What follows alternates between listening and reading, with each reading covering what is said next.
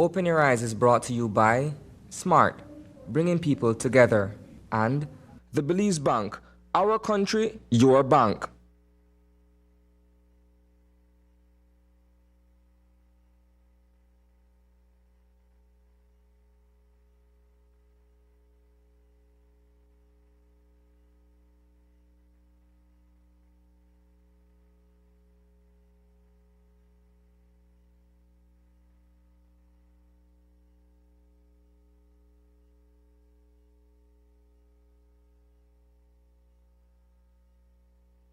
Open Your Eyes is brought to you by SMART, bringing people together, and the Belize Bank, our country, your bank.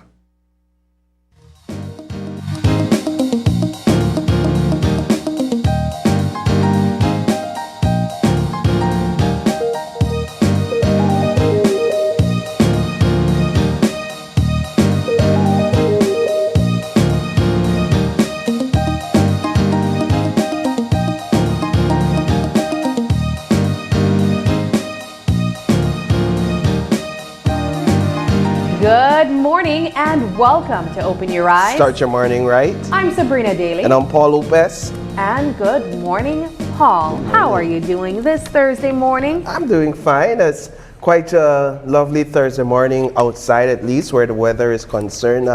In the city, it's cool.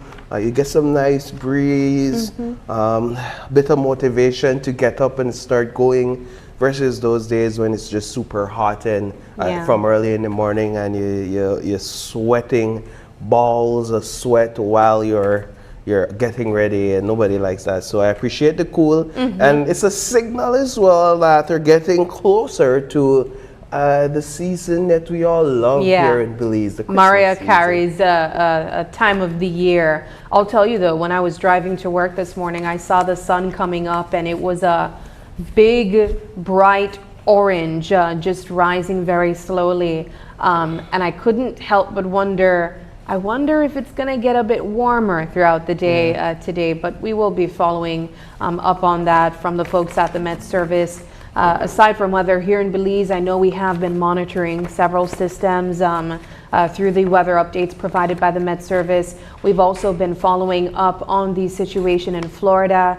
where many people are currently bracing and hunkering down. A Category 3 massive hurricane just 2 weeks after devastation from Hurricane Helene.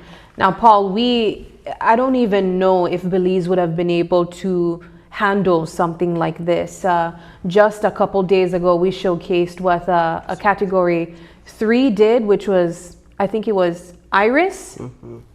And it was absolutely devastating. But we will be following up on this in just a moment, because we have What's Buzzing to jump into.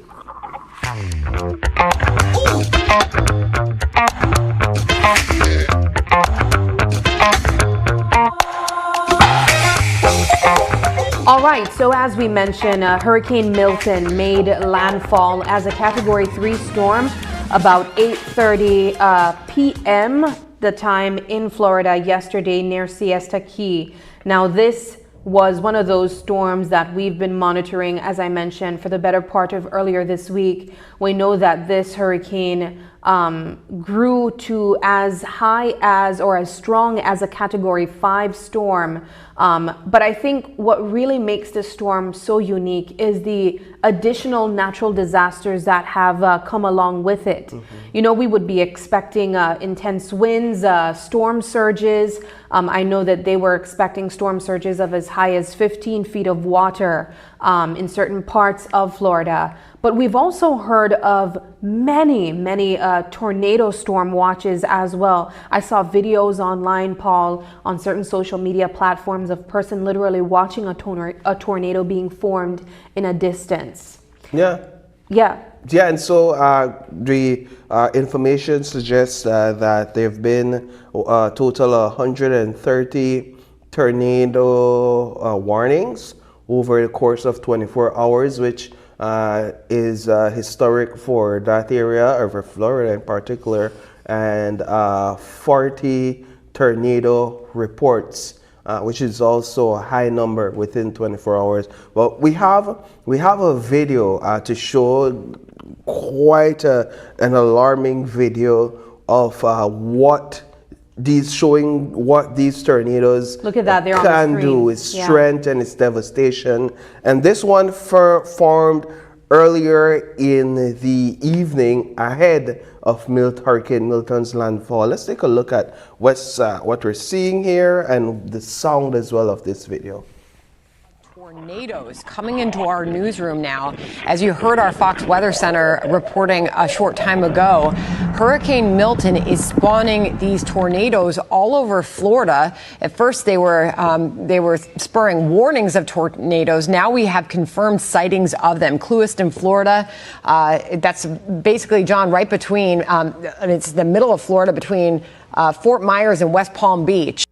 19 confirmed tornadoes have touched down in Florida so far. More than 1.2 million customers now without power across the Sunshine State. St. Lucie County Sheriff Keith Pearson spoke with our affiliate WPBF moments ago, confirming that there is now loss of life. Let's take a listen.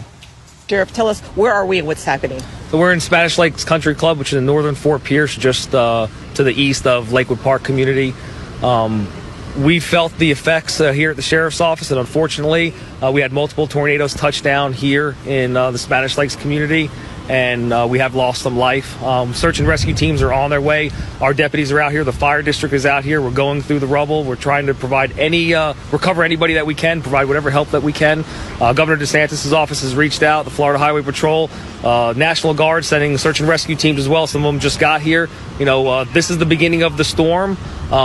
Take whatever precautions you can. This is unfortunately, it's going to be a fatal storm. Do you have a number of the fatalities or anything like that? We're focusing on just recovering, getting help to people that need it. Again, this community was hit from what the Dopplers are showing. We got hit the hardest, the quickest. Again, we say this wasn't expected. We prepare for things, but you can't expect or do anything when we have multiple tornadoes touch down in such a short period of time in our community. It's devastating. There's no word.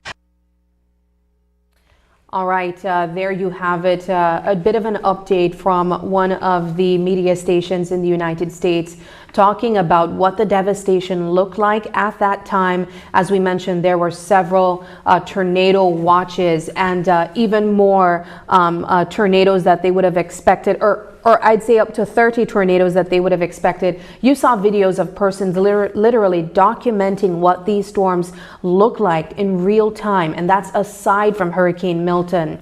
I know that there are millions of people currently right now in a state of having no electricity in Florida. As we mentioned, this hurricane came with several feet of water as well. So these persons might have to also be trying to protect their property. And this, as we mentioned, comes just 2 weeks after the devastation of Hurricane Helene, where hundreds of persons are still missing, many deaths were recorded, and of course, thousands of people lost their property and or at least just damage to their property as well. Tornadoes was one of the hardest hitting effects of this hurricane system.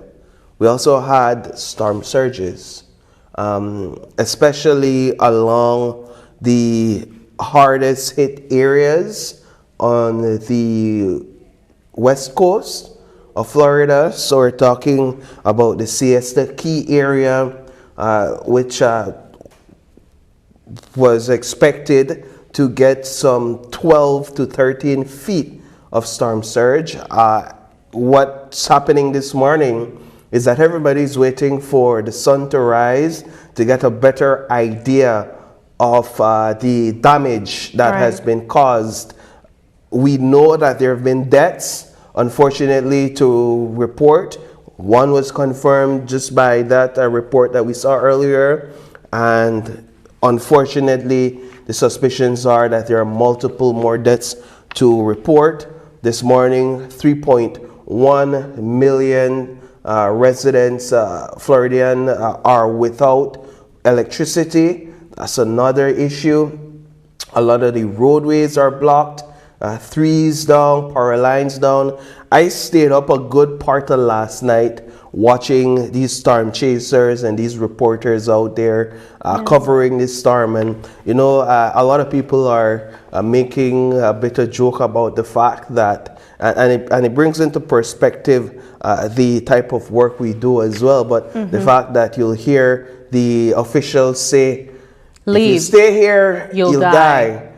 That's the first report that the international media brings up. And then the second report, all right, we'll go to you, we'll go to Bob live from the ground zero. Yeah, the same very location that they said, if you stay here, you'll die. Right? But it speaks to the severity, well, not the severity, but the seriousness with which these journalists take their job to bring this life-saving information from ground zero. And a lot of it takes a lot of preparation, of course, to ensure that your journalists and your reporters are safe when they're out there. And they are the ones that are bringing us these early initial reports. And so you see roofs destroyed.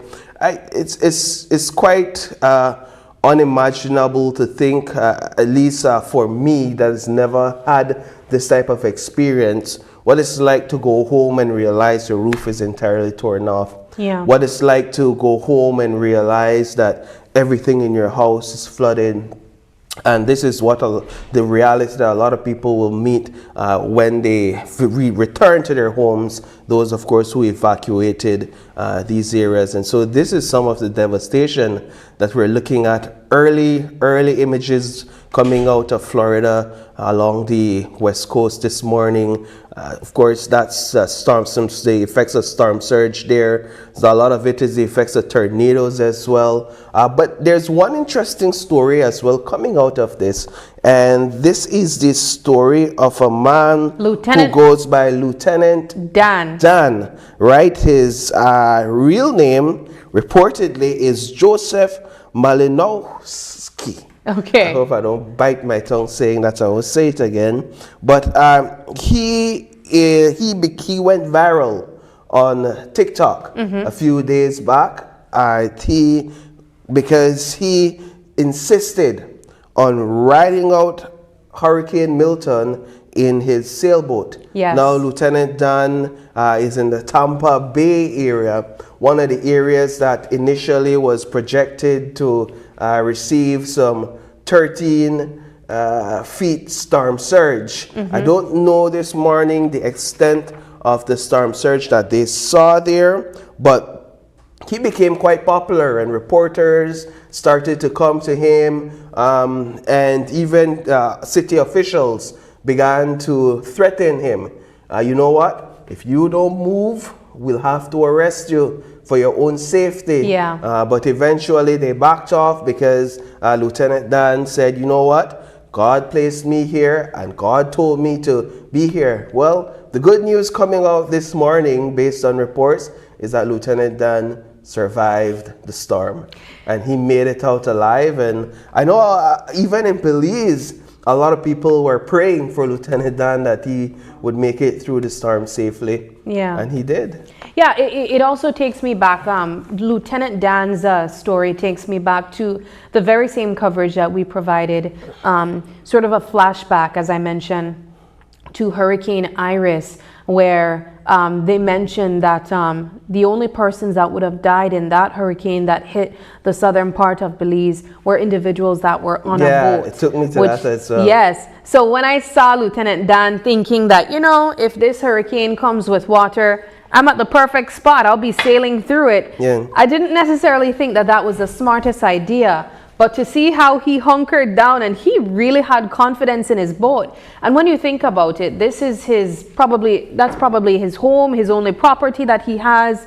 If he loses that, he would be essentially homeless. Yeah. So it's really great to see that he has been able to survive that. Hopefully his boat is still okay. I saw other videos of individuals strapping down their homes, Paul, and that takes me back to kind of what we would do here in Belize. I haven't seen much people implemented that strategy in the United States, but there was an individual who said that he would have done that when he lived in Puerto Rico, I think. Yeah. You're talking about the video that we saw with the individual that actually had straps. Yeah, yellow straps, and they were like 8 feet deep into the ground, cemented into the ground, and persons were so fascinated by it. So I'm intrigued. I want to see if his house would have been able to withstand that, especially knowing that a tornado would have passed through as well. They decided to shelter in place, knowing that they took those extra measures,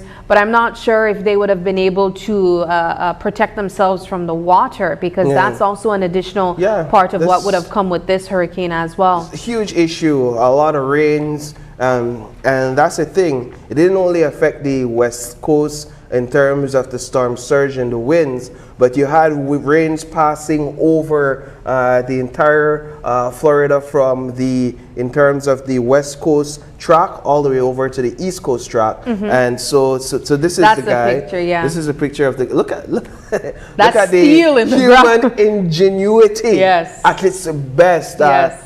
And again, this is a depiction of the value that people place on their properties, because they've spent a lifetime working to get these properties, just to have these natural disasters come and in just a swoop of 15-20 minutes of non-stop sustained hurricane force gust, just wipe it all away. And I think another conversation that perhaps will be had more and more after this hurricane season has passed is the growing effects of climate change on this region in particular. There'll be conversations about housing as well, and the need for us to really begin to think about climate resilient housing, about where we build and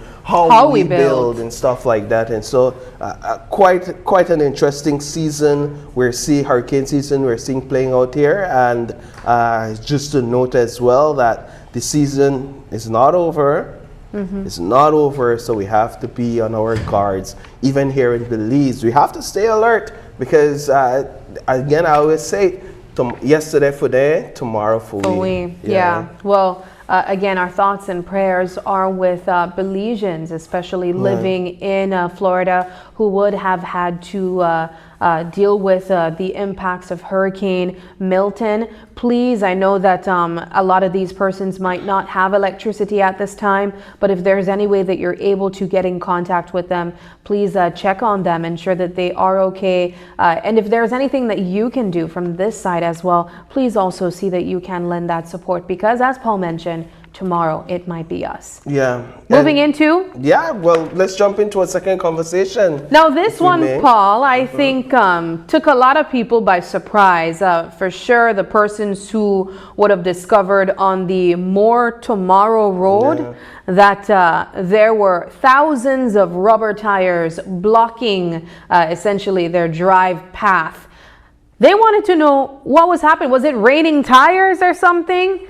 Well, apparently not so, and this comes from the Ministry of Infrastructure Development and Housing, essentially saying that this is a project that they are experimenting using tires to seemingly raise the road, an area in this part of the country that would suffer from a lot of flooding.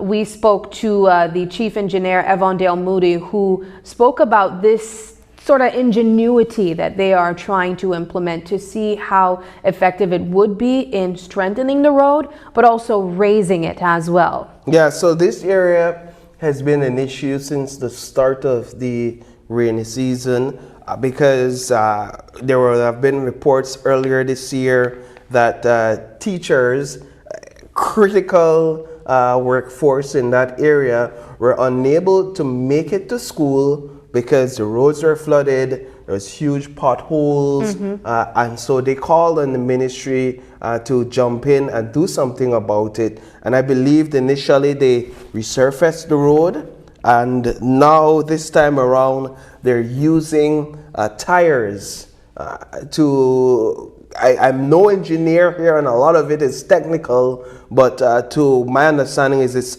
to create a foundation per se that is more resistant to erosion, more resistant to these sort of pothole situation that we're used to seeing. And I know just based on quick research looking at this story that this same method has been applied in other parts of the world. I know there are concerns that people are having, like, all right, what happens if it gets flooded and water gets trapped inside the tires underneath? In the pockets, Will that be an issue? I don't have an answer to your question, but perhaps that's something we could follow up on to get a full understanding of what are some of the risks that we see here. But according to the chief engineer, these are also expected to last longer than the regular road method, construction method, and that they're cheaper in terms of the materials that are to be used and the time it would take to construct. It's also sustainably friendly. And then, of course, because we're talking about recycling as well. So, you know, with innovation, you'll get the criticisms, you'll also get the support. But this is good. I think it's good. I think it's good to try new things, especially things that have been proven to work in other parts of the world, and to keep monitoring it to ensure we get better and better at this. And who knows, we may be able to apply this method in other parts of the country and really put those tires, old tires, to use, because they can be an eyesore in places where they're just dumped and left there to try and decompose, which would take, I would imagine, decades and decades and decades. Yeah, that was my immediate thought. One, where did they get all these tires? Oh, well, and two, I wondered disposing process of these tires that obviously can't be used again. We've seen ways where people try to get innovative and use it for decorative pieces, but ultimately we know that it is an eyesore if it's not disposed of properly. It's an easy way to have a home for mosquitoes to form. So to see that it's going to be used in a way that won't harm the environment, especially for persons who try to burn it, we know that that is one of the quickest way of pollution, of air pollution at least. So seeing that this will be used in this way, I think is going to be interesting, especially if it works out, Paul. I'm going to be interested to see how we go about collecting tires for further projects, raising roads, building stronger roads as well. Yeah. It's going to be interesting to watch. Yeah. All right. We have one more topic of discussion this morning, and it's a little bit political related, but more so on the topic of voter fraud. Now, we've been following an investigation done by Omar Figueroa, and he is an area representative in... A former area representative in Cayo North. Yeah. Now, the investigation has to do with voter fraud, where hundreds of individuals, or at least 101 individual, was seen to be living in one home, Paul. Now, I'm not sure how many people you think live in your home, but I even think 20 could live in mine. Definitely not. So it's not exactly one home, 101 individuals live in. I heard the leader of the opposition make that comment, but that's not exactly correct, because if you look here, you'll see that you have 18th Street, Little you have different street names. Viejo Road, etc. So there's other street names, right? But in some cases, there are up to 48 registered voters in one area, in one particular home, or one address that has been transferred from one location to the Cayo North constituency, right? Well, just to summarize what happened and what has taken place in court, the judge, the magistrate, visited several of these locations, and they were unable to identify the landlord or to say, confirm whether or not these individuals actually live there. But they determined yesterday that this matter will have to proceed to the High Court. And as a result, which can be looked at as a win for the UDP and the former area representative Omar Figueroa, as a result, these 101 names will be excluded of the transfer list to Cayo North, and these individuals will remain in the constituency that they were transferred from, right? And so that's a win. That can be seen as a win, at least an initial win, until this matter is resolved in the High Court. So we just wanted to raise that to bring it to light as well. Yeah. Now we know with election season coming up in just a few months, we know that we have our general elections in 2025. Yeah.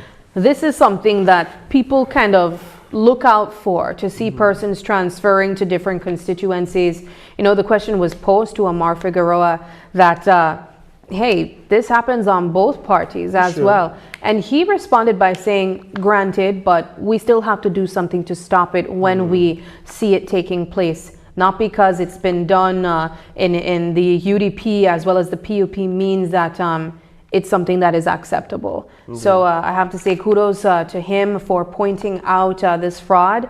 And also we hope that it will be an example of what takes place when you go and take part in these fraudulent acts.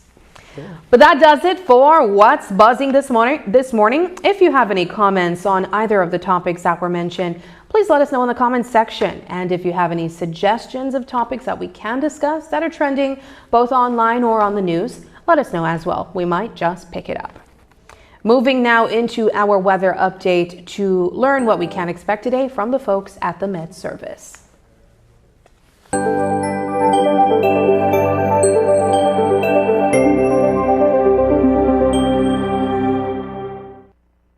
Good morning. Mainly fair conditions prevail. The 24-hour forecast. Skies will be mostly sunny during the daytime and then clear to partly cloudy tonight. Shower activity will be isolated. High temperatures for today will reach around 88 degrees Fahrenheit along the coast, 91 degrees Fahrenheit inland, and 78 degrees Fahrenheit in the mountains.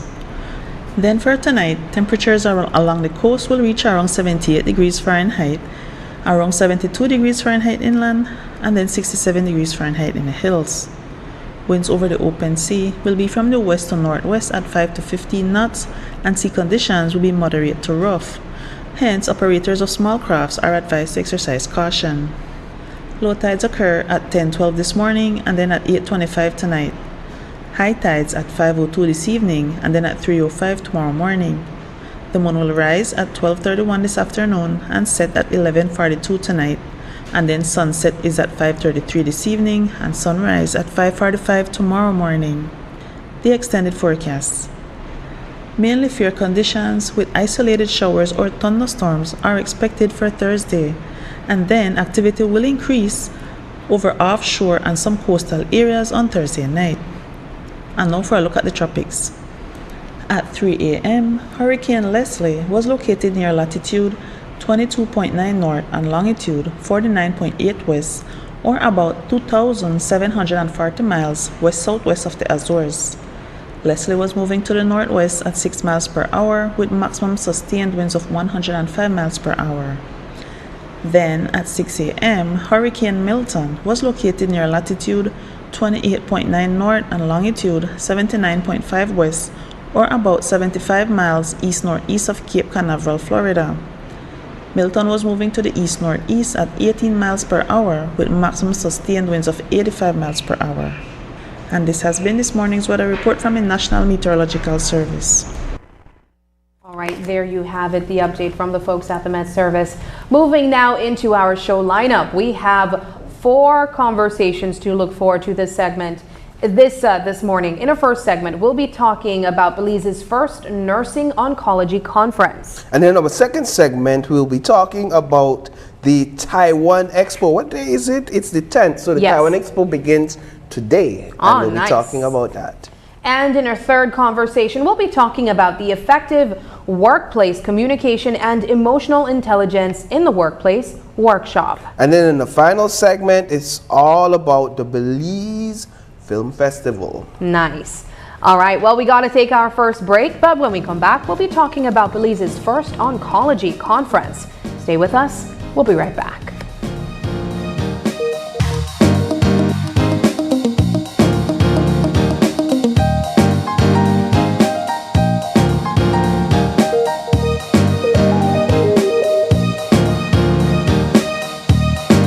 Elmer Shua.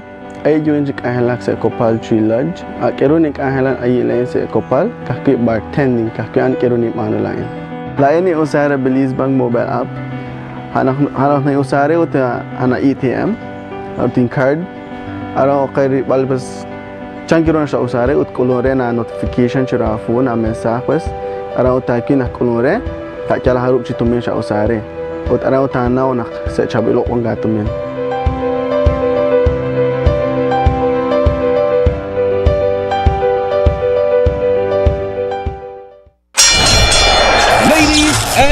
Gentlemen, this is what you've been waiting for. In this corner, we have the masters of limitless power and unbeatable connection. Pioneers of 4G LTE in Belize. It's the undefeated champion, Smart. And in the other corner, struggling to keep up, it's the other guy. Fight!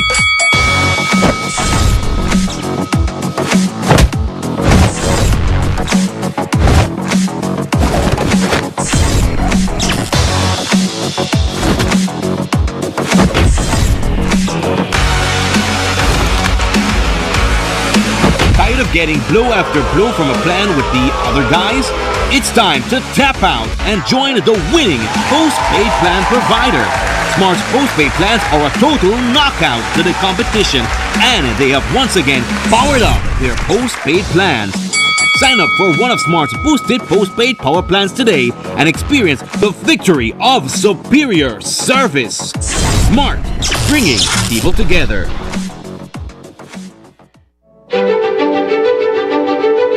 Technology is ubiquitous, and it's transforming how, when, and where we work.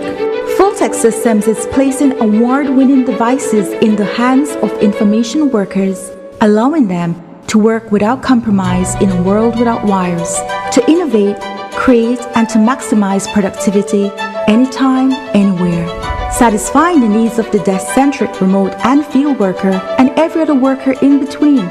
We are providing the industry's best devices to businesses going through the process of digital transformation. Partner with us today to provide the solutions that will allow your employees to work effectively and efficiently to enhance your customers' experience.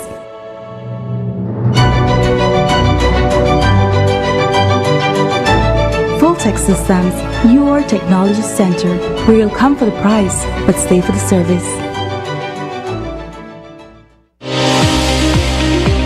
There's an old proverb that says, "He who has health has hope, and he who has hope has everything." We showcase that hope from discussions on health and wellness, climate change, and updates on NCDs and a lot more. Stay tuned to Caribbean Medical TV. Be viewing Caribbean Medical TV on this station.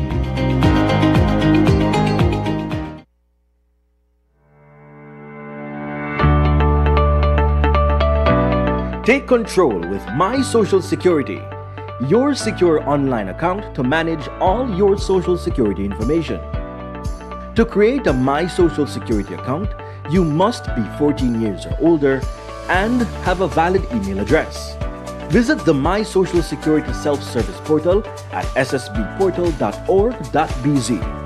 Click on Create Account. Enter your date of birth and phone number.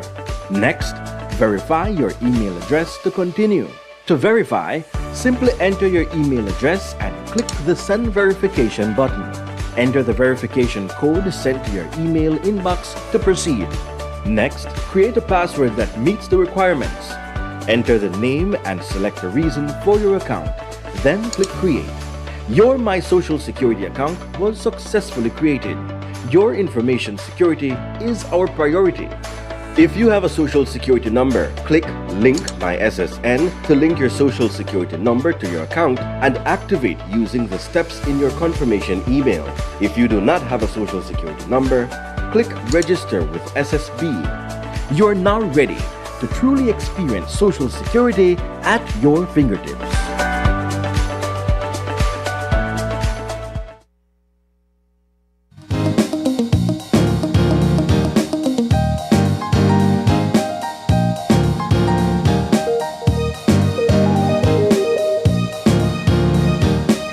Welcome back. We are having our first conversation this morning, and as we mentioned, it's all about the first ever Nursing Oncology Conference. We are joined this morning by 3 representatives to talk to us about this event set to take place. Here with us this morning is Ms. Delone Pascasio, and she is the CEO of the Belize Cancer Center.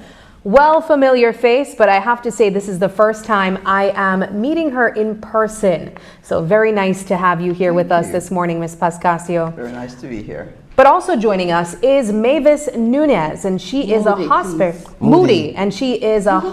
nurse.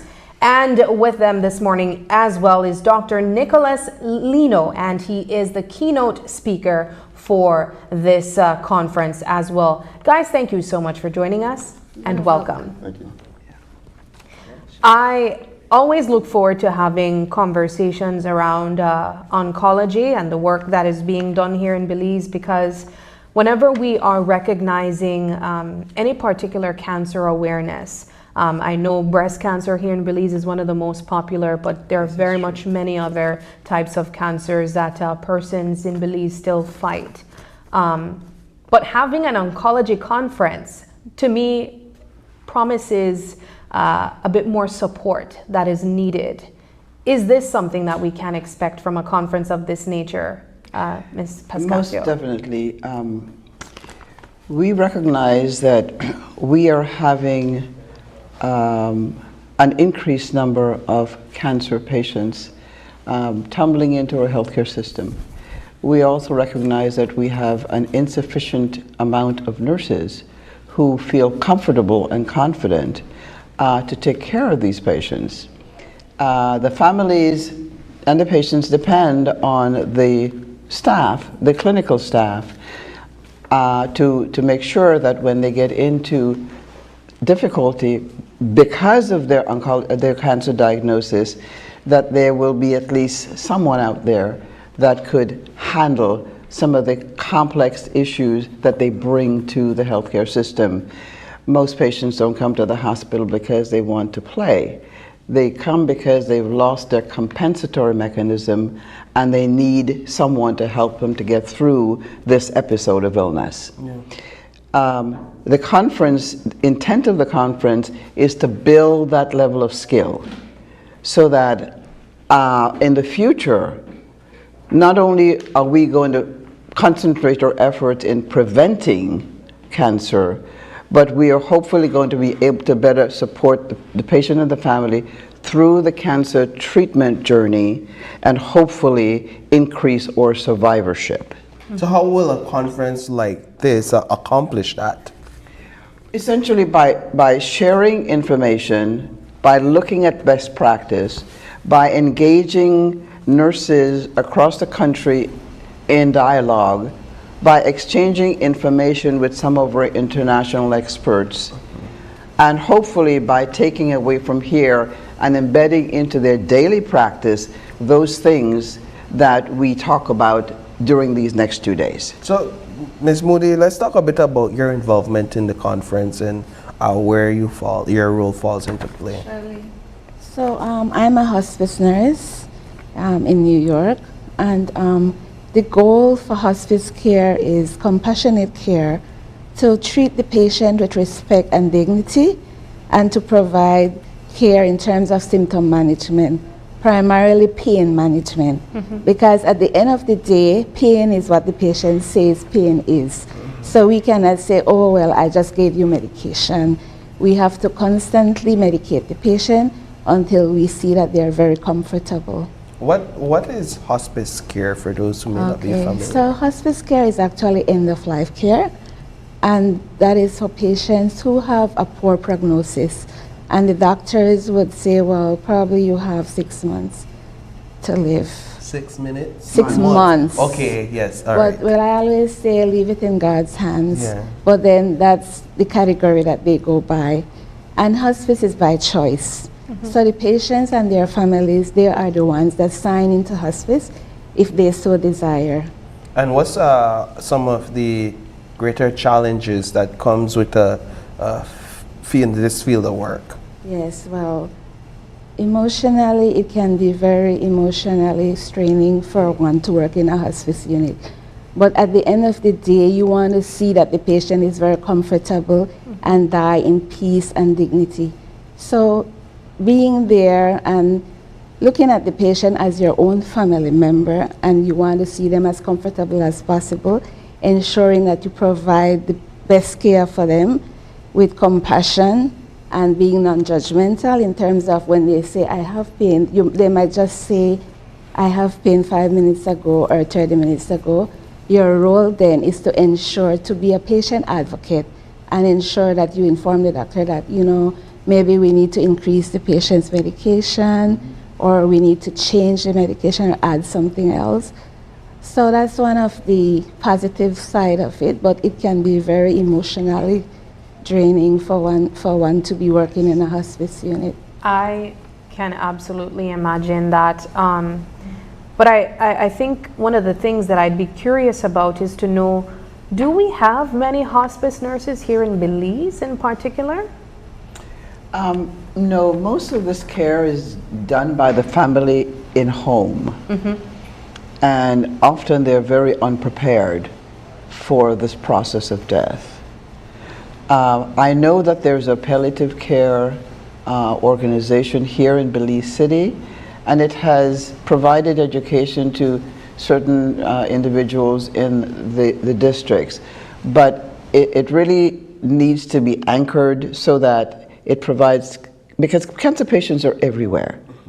And they're not restricted to one geographic area. So the ability to get that service out to them wherever they are is still in its transition, right? Yes. But as Ms. Modi said, the main issue is symptom management, and to get the patient to accept the journey, the last part of the journey that he or she is on. And to the extent that the nurses can do that and alleviate some of the fear and make the patient comfortable, that is primarily the goal of the hospice program. How do you get patients to accept the journey that they are on? And do you find that a majority of patients may at times be resistant, if I would, to the idea that this is the reality I'm facing? Well, yeah, that can be a challenge, but as I've mentioned before, based on the prognosis of the patient, when the patient visits her doctor for probably her oncology doctor, they recommend hospice care depending on the outcome, the prognosis of the patient. So if the patient, say, is at the end of life and chemotherapy, nothing is working for that patient, the doctor would recommend and refer the patient to hospice care. So it's their choice. Okay. So they are the ones that sign what we call an election of benefit, election of hospice benefit. So they would have already made a decision, and that's perhaps the first step. I'm entering this care, so you know what? I've accepted a part of the reality. Yes. All right, so we'll bring Dr. Lino into the conversation. You're the keynote speaker. What will be your main message? Well, I think I need to highlight the nature of cancer itself. Yeah. It's, cancer doesn't discriminate. And, as Ms. Moody said about the palliative care and hospice, well, not everyone goes through that. I know someone who was diagnosed with stage 4 cancer, just went to the hospital and was diagnosed with stage 4 cancer in the early 30s. So some of the things I'm going to highlight is, lifestyle changes. For example, we have what we call, multifactorial risk factors for cancer. For example, if someone has a relative that had lung cancer, they shouldn't smoke. Or if they had, stomach cancer or some of that, proper dieting, exercise, all these other things. Also, in terms of treating people with cancer, cancer is not just one disease by itself. There are a lot of comorbidities, and it's a huge burden to the patient and their family members. So someone might have cancer, and then the next thing you know, they might have diabetes and hypertension and some of these other things. And emotional factors that are involved with cancer as well. Someone gets diagnosed with cancer, the first thing they think about is, I'm going to die. Yeah. So, it's a huge thing. We have this thing called, the stages of grieving. I'm going to talk about that. So, from someone who does a lot of, education for nurses, I'll talk about a lot of pathophysiological perspectives, evidence-based practice as well, because in Belize, we really don't have the resources to treat people with cancer, but there are other things that we can do. There's this huge thing about tropical medicine, like soursop leaves and all these other things. Traditional. Yeah, herbs. absolutely. Yeah. So we can sort of kind of supplement that, or maybe couple that with whatever oncology treatment the patient's getting.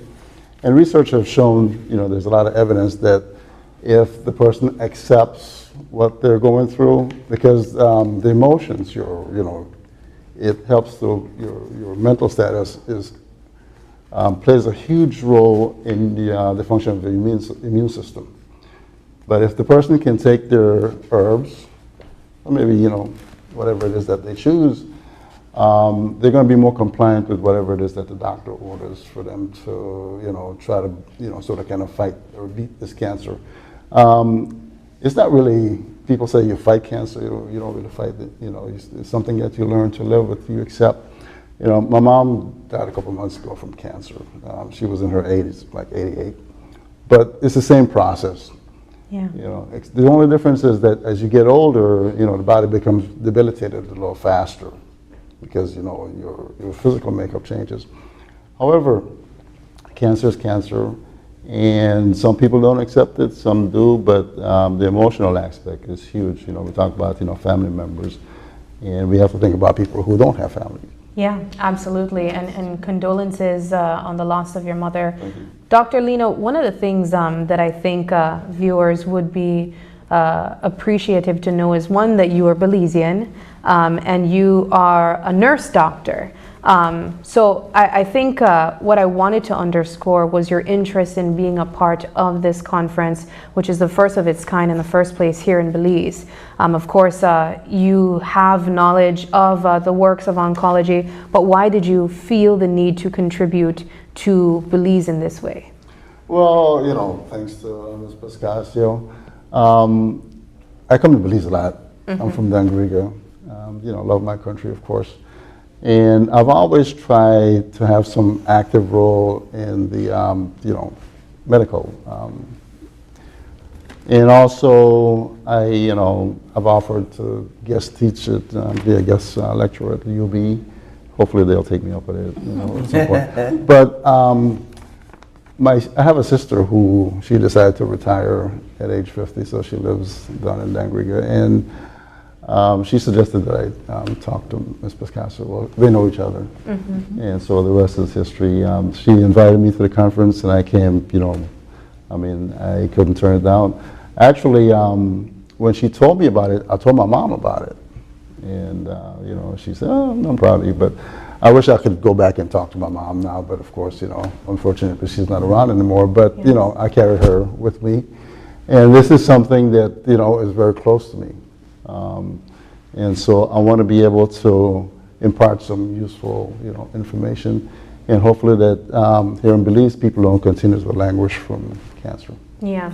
One of the conversations that we had yesterday was on mental health, and one of the points that they brought up was the stigma of mental health, and they compared it to what was the stigma of cancer back in the day, where people were almost ashamed to say that they had cancer. It's almost like you kind of whisper it, I have the C word, you know? Yes.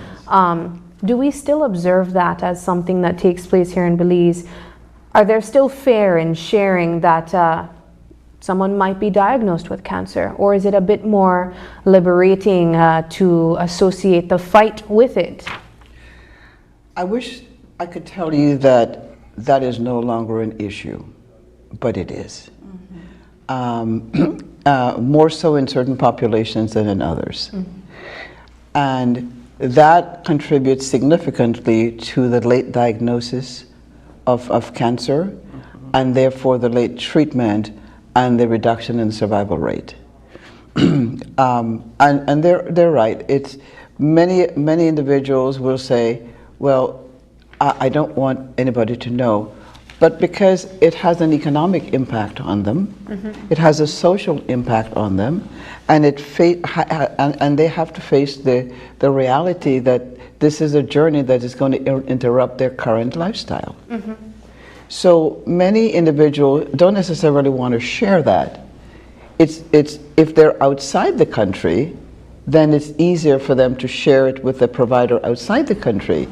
But when they're inside, they're much more guarded about that diagnosis, only because they see the consequence or the perceived consequence of what that means to disclose that diagnosis. What's your greatest concern for Belize where cancer is concerned? I'm concerned that we will not have sufficient resources in the future to handle the pace at which we are seeing the rate of cancer increase, both on the physician side and the nursing side. I'm concerned that we don't have the breadth or the bandwidth of healthcare to manage these cancer experiences for patients. Patients continue to be financially burdened because the care of cancer after it's been diagnosed is very expensive.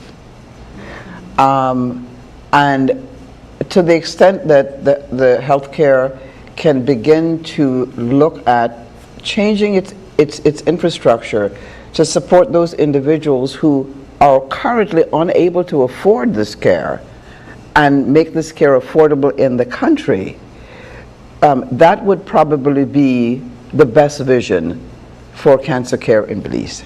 So let's talk a bit, just as we wrap this conversation up, about the conference, date, place, time, so that our viewers can get an understanding of when we're, how they can access it. Okay, the conference begins today. Excellent. Okay, opening ceremonies begin at 8:30 this morning.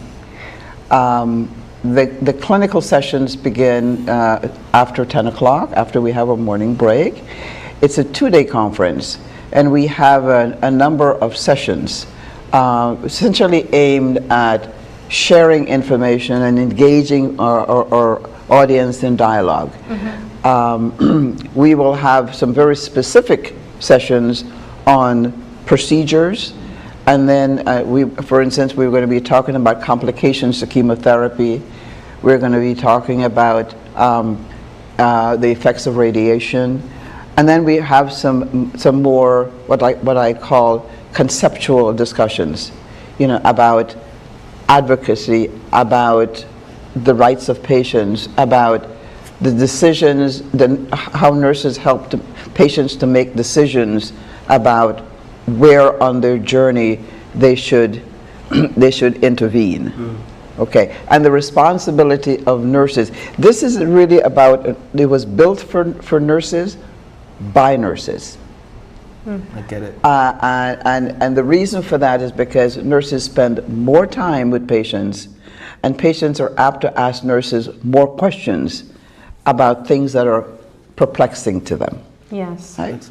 And so the nurses, I imagine nurses will be in attendance. Is this something that they're going to be coming from the general hospital, the private hospitals as well? We've invited them all. Okay, wonderful. And it's free of cost?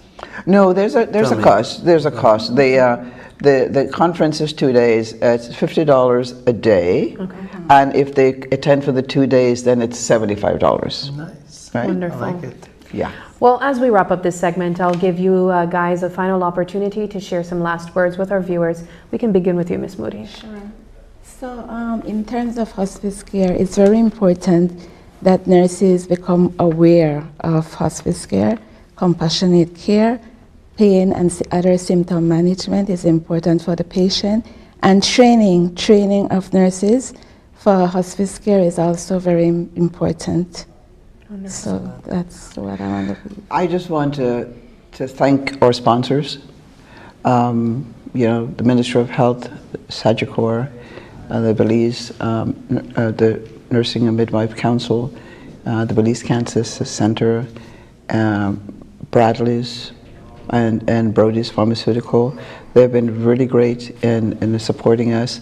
But I also want to thank our conference planning team for making sure that this day happens today. Wonderful. Dr. Lino? Well, I just want to highlight the importance of healthy lifestyle, proper diet, exercise, and all the other good things that are beneficial for longevity and good health. I want to thank Ms. Pascaso for the invitation. It's great to be here at this capacity, and I'm looking forward to a great conference, and hopefully, make this more sort of at least an annual event.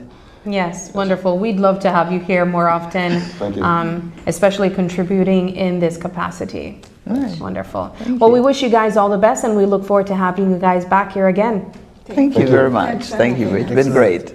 All right, we are going to take another quick break, and when we come back, the conversation switches into Taiwan's Expo. Stay with us. We'll be right back.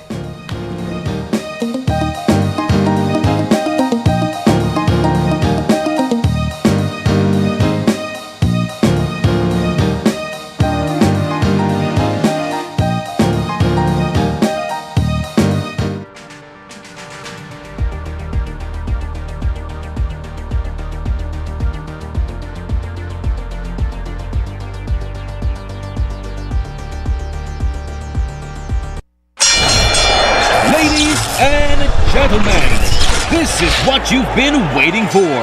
In this corner, we have the masters of limitless power and unbeatable connection. Pioneers of 4G LTE in Belize. It's the undefeated champion, Smart. And in the other corner, struggling to keep up, it's the other guy. Fight!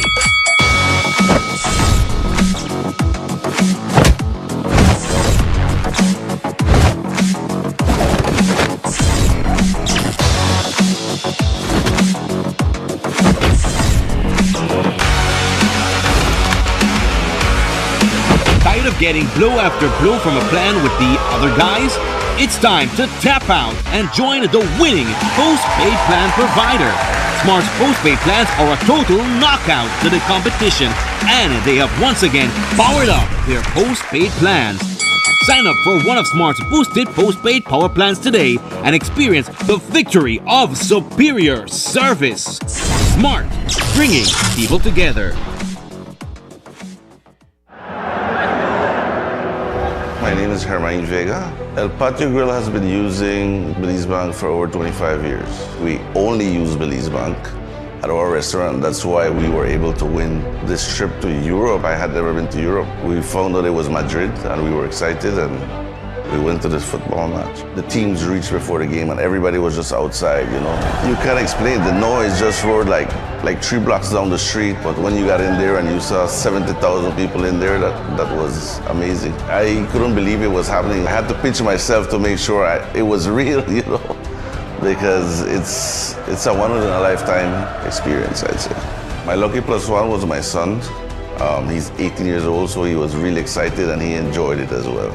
He said it's his best trip ever, so it's a priceless experience that we got. Belize Bank has always been there for me. Whatever transactions or whatever I need to do, they're always there for me. I would recommend everybody to use Belize Bank. This is the oldest bank in our country and they continue to do their best. Oh, I wasn't having a bad day. I just needed... It's here!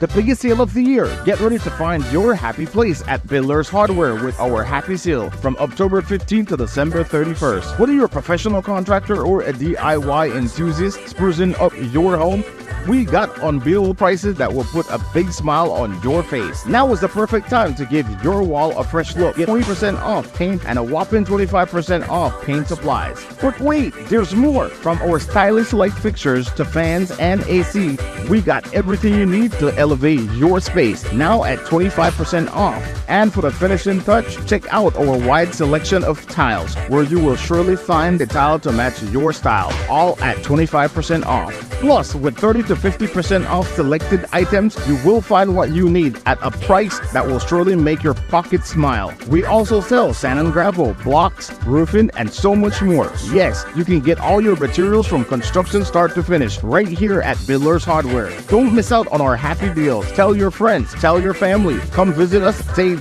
big with our happy sale from October 15th to December 31st. Builders Hardware in Belmopan. This is your happy place. We think our customers are awesome!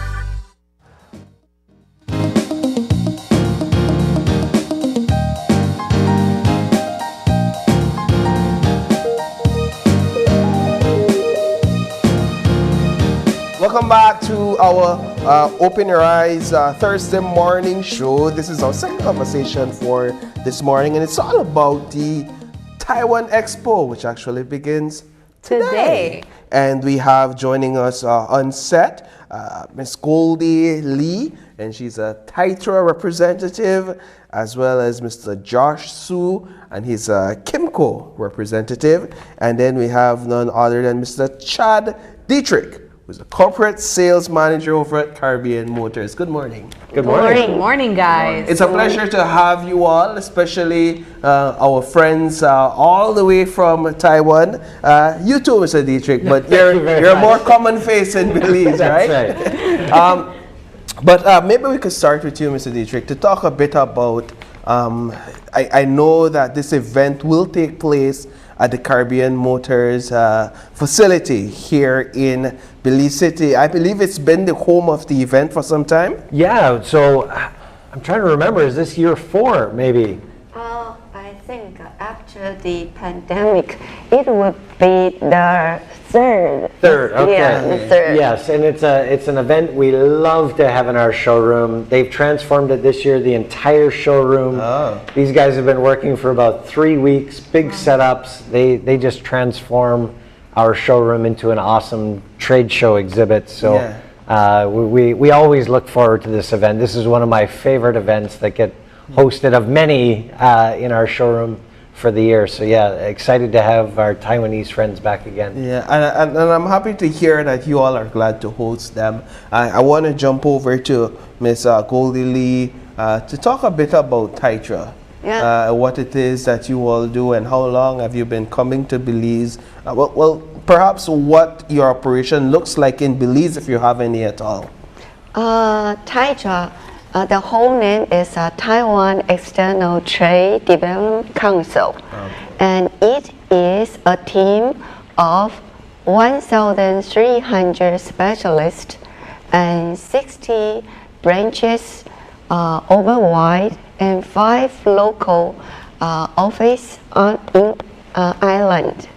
And the mission of Taitra is mainly to help those small and medium enterprise of in Taiwan to expand their international trade. However, we also assist big companies such as Kimco. We assist them to expand their overseas business. Okay, so basically you're sort of well, I know you're promoting, but I see it as a mediator. You're the person that, or the company, the entity that helps to connect these businesses. So in Belize, what has that work looked like in Belize? Staff work? Yeah, what does it look like in Belize? There are products in Belize that we can identify that you've helped to bring here? Yes. Actually, in particular, this year's event, we provide full processing machinery, which we think will be very helpful to especially small-scale business here. This year, we have brought such as ice cube shaver. Yes. And also vegetable fruit slicer and vacuum packaging machine.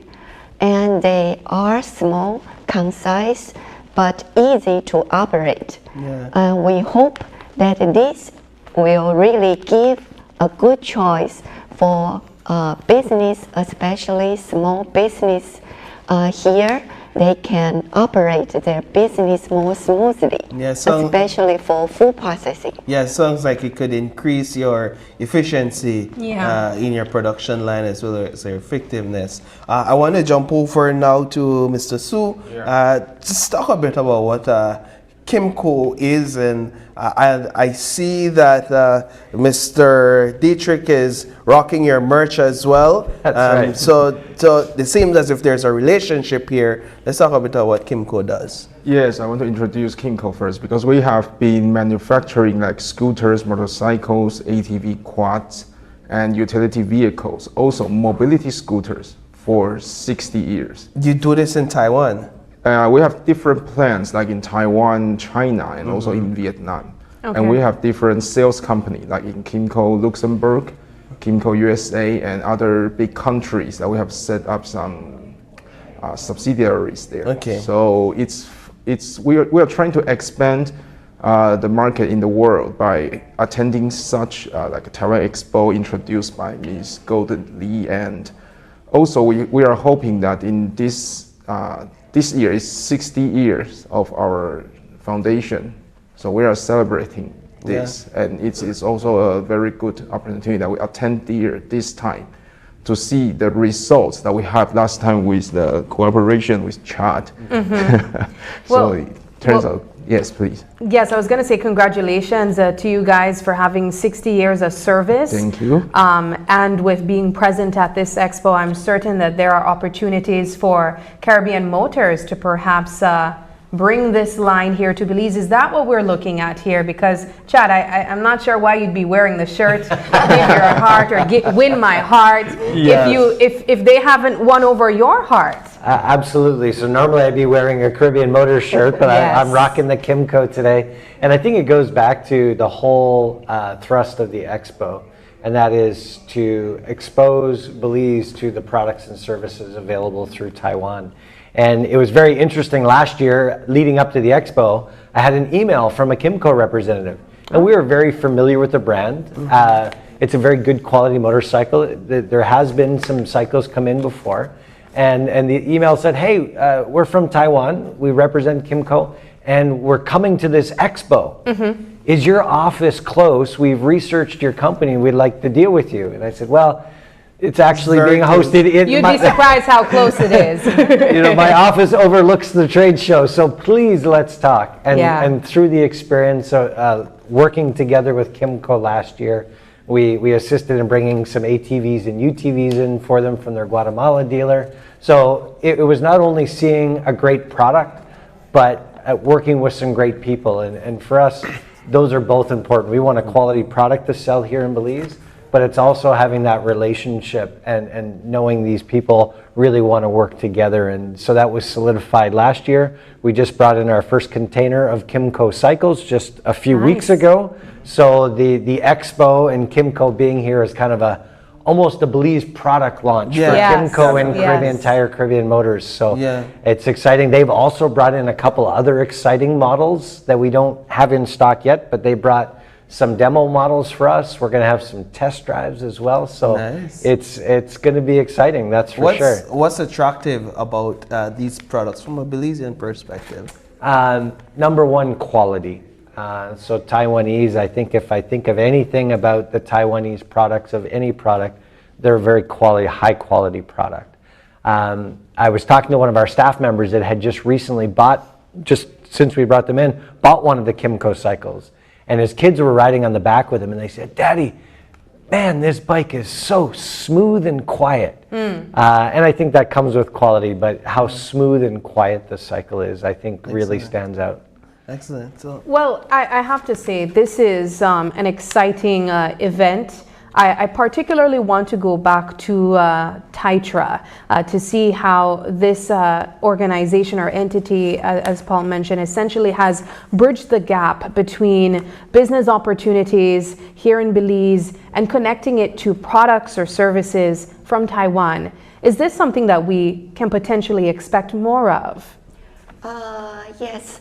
Actually, we brought various kind of good quality products here, including hardware, auto parts, and skincare, health products, medical products, as well as motorcycle. And also, we prepare Taiwanese traditional cuisine. And that's what we all look for, honestly. Yes. So we can have more mutual exchange. Yes. In addition to business, we also want the people here, local people, can have more experience, more understand about Taiwanese culture. How do you know what products to take to a particular country? Actually, we have some main idea about the situation here, such as earlier I mentioned, because we know lots of agricultural products here are not used in a very good, because most of the agricultural products, they need to process immediately after they harvest. Otherwise, they might be destroyed. Therefore, just I mentioned earlier, we brought some food processing machinery here just to assist that the local people, they can preserve or they can process their agricultural food much efficiently, so they will have a better use of these products. Josh, tell us a bit about the models that you've brought in Kimco has brought in for this expo that we don't necessarily have available here in Belize? Yeah, the first one is we brought in some utility vehicles. That is a very versatile model. You can use it for like agricultural use and also for leisure, like ATV renting. You can ride that in the forest or something like that. What kind of vehicle is it? A pickup truck? Is it a SUV? It's not like a pickup truck. It's like similar like a pickup truck, but it's with a smaller size and that's more with more agility, I think. So, and another one is the MXU 150. That's a small model, and we have this in many Central America countries. They use it for ATV rentals to tourists, to ride on the sand in the forest and to attract more tourists here in Belize, I think. So this is the first thing we brought in these two models. And next we have two flagship scooters that we manufacture in Taiwan. One is the Downtown GT, that's a maxi scooter, a big one, for longer touring rides. So we hope that with this model we can provide people here a very good experience with riding this vehicle. Because I think scooter is a relatively new product in Belize, because I did not see many. But it's really picking up. A lot of people are getting scooters. Yeah. So that's a growing market. So that's why we work with Chad and to bring these products in. And we also have another model, KRV. That's very unique model. We call it like a scooter motorcycle or something, because it is not the traditional transmission like scooters. We use the chain drive. So the engine is on the center of the vehicle. So that provides very good handling and with many sports function on that model. So we hope that with these new models, the people in Belize can know more about Taiwan products and the quality and everything are brought here. We can have a good results like what Kimco and Caribbean Motors this time. This is what we want. Yes. And I would imagine we can test drive them if we visit. Can we? I think maybe Chad will arrange afterwards. Yeah, afterwards, maybe, just in case we're really because how else do you build an appetite other than to get a taste? That's right. Definitely the 125s that we have in stock. We'll have a test drive area for those. Yes, definitely do. So people can feel the quality, feel how smooth it is. All right, so Chad, give us a bit of the formal details, if you would, in terms of when the expo begins, where it will be, if there is an entry fee, stuff like that. It is absolutely free of charge for anybody to come. It starts right after we get back to Caribbean Motors, so I believe 9 o'clock this morning, and it runs through today, tomorrow, and Saturday as well. Wow! Wonderful. So we're talking about 4 days expo. 3 days. 3 days. Correct. 3 days. Yes. Excellent. And it coincides also with Taiwan's National Day, which there'll be some celebrations as well this evening. This evening. Yes. But that's for visitor invited only. Okay. And that National Day is October 10th. Yes, that's today. Double 10. Yeah, I was actually there. Right. I was there at the celebrations last year as invited guest, our media house, and it was beautiful. It was a beautiful celebration with all the cultural displays and presentations. So I wish you all the best for that celebration later, and then all the best for the expo as well. It sounds like it's going to be an exciting time, and hopefully we could stop by and check out some of these products. Welcome. And thank you guys so much for joining us this morning as well. We wish you guys all the best. Thanks so much. Come on over to the expo. Yes, absolutely. Sure. I think Paul might be test driving something. All right, well, we are going to take another quick break, and when we come back, the conversation switches into a workshop on effective workplace communication and emotional intelligence. Stay with us. We'll be right back.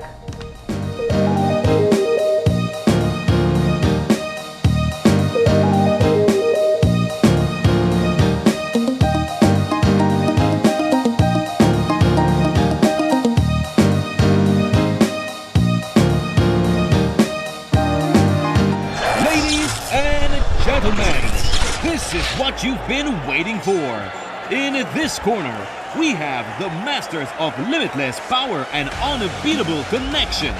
Pioneers of 4G LTE in Belize. It's the undefeated champion, Smart. And in the other corner, struggling to keep up, it's the other guy. Fight!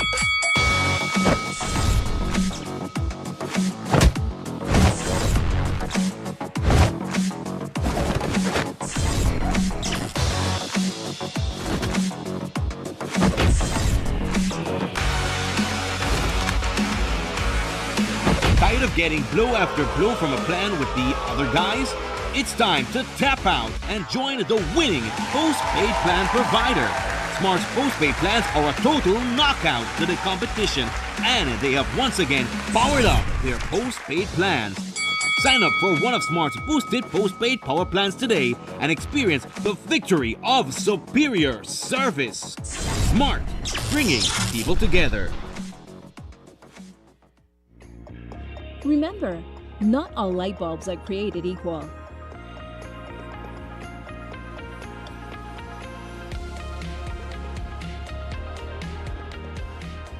Our lighting department offers a wide assortment of light fixtures and accessories to suit your style.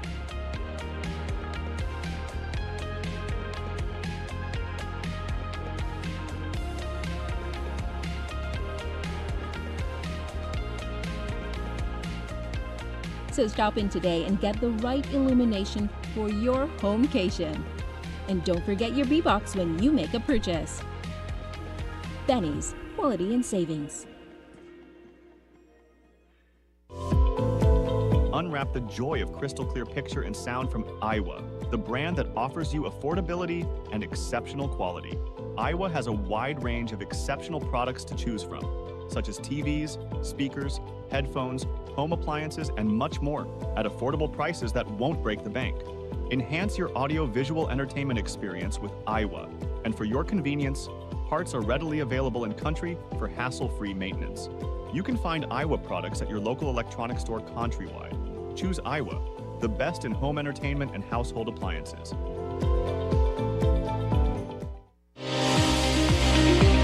There's an old proverb that says, "He who has health has hope, and he who has hope has everything." We showcase that hope from discussions on health and wellness, climate change, and updates on NCDs and a lot more. Stay tuned to Caribbean Medical TV. Be viewing Caribbean Medical TV on this station.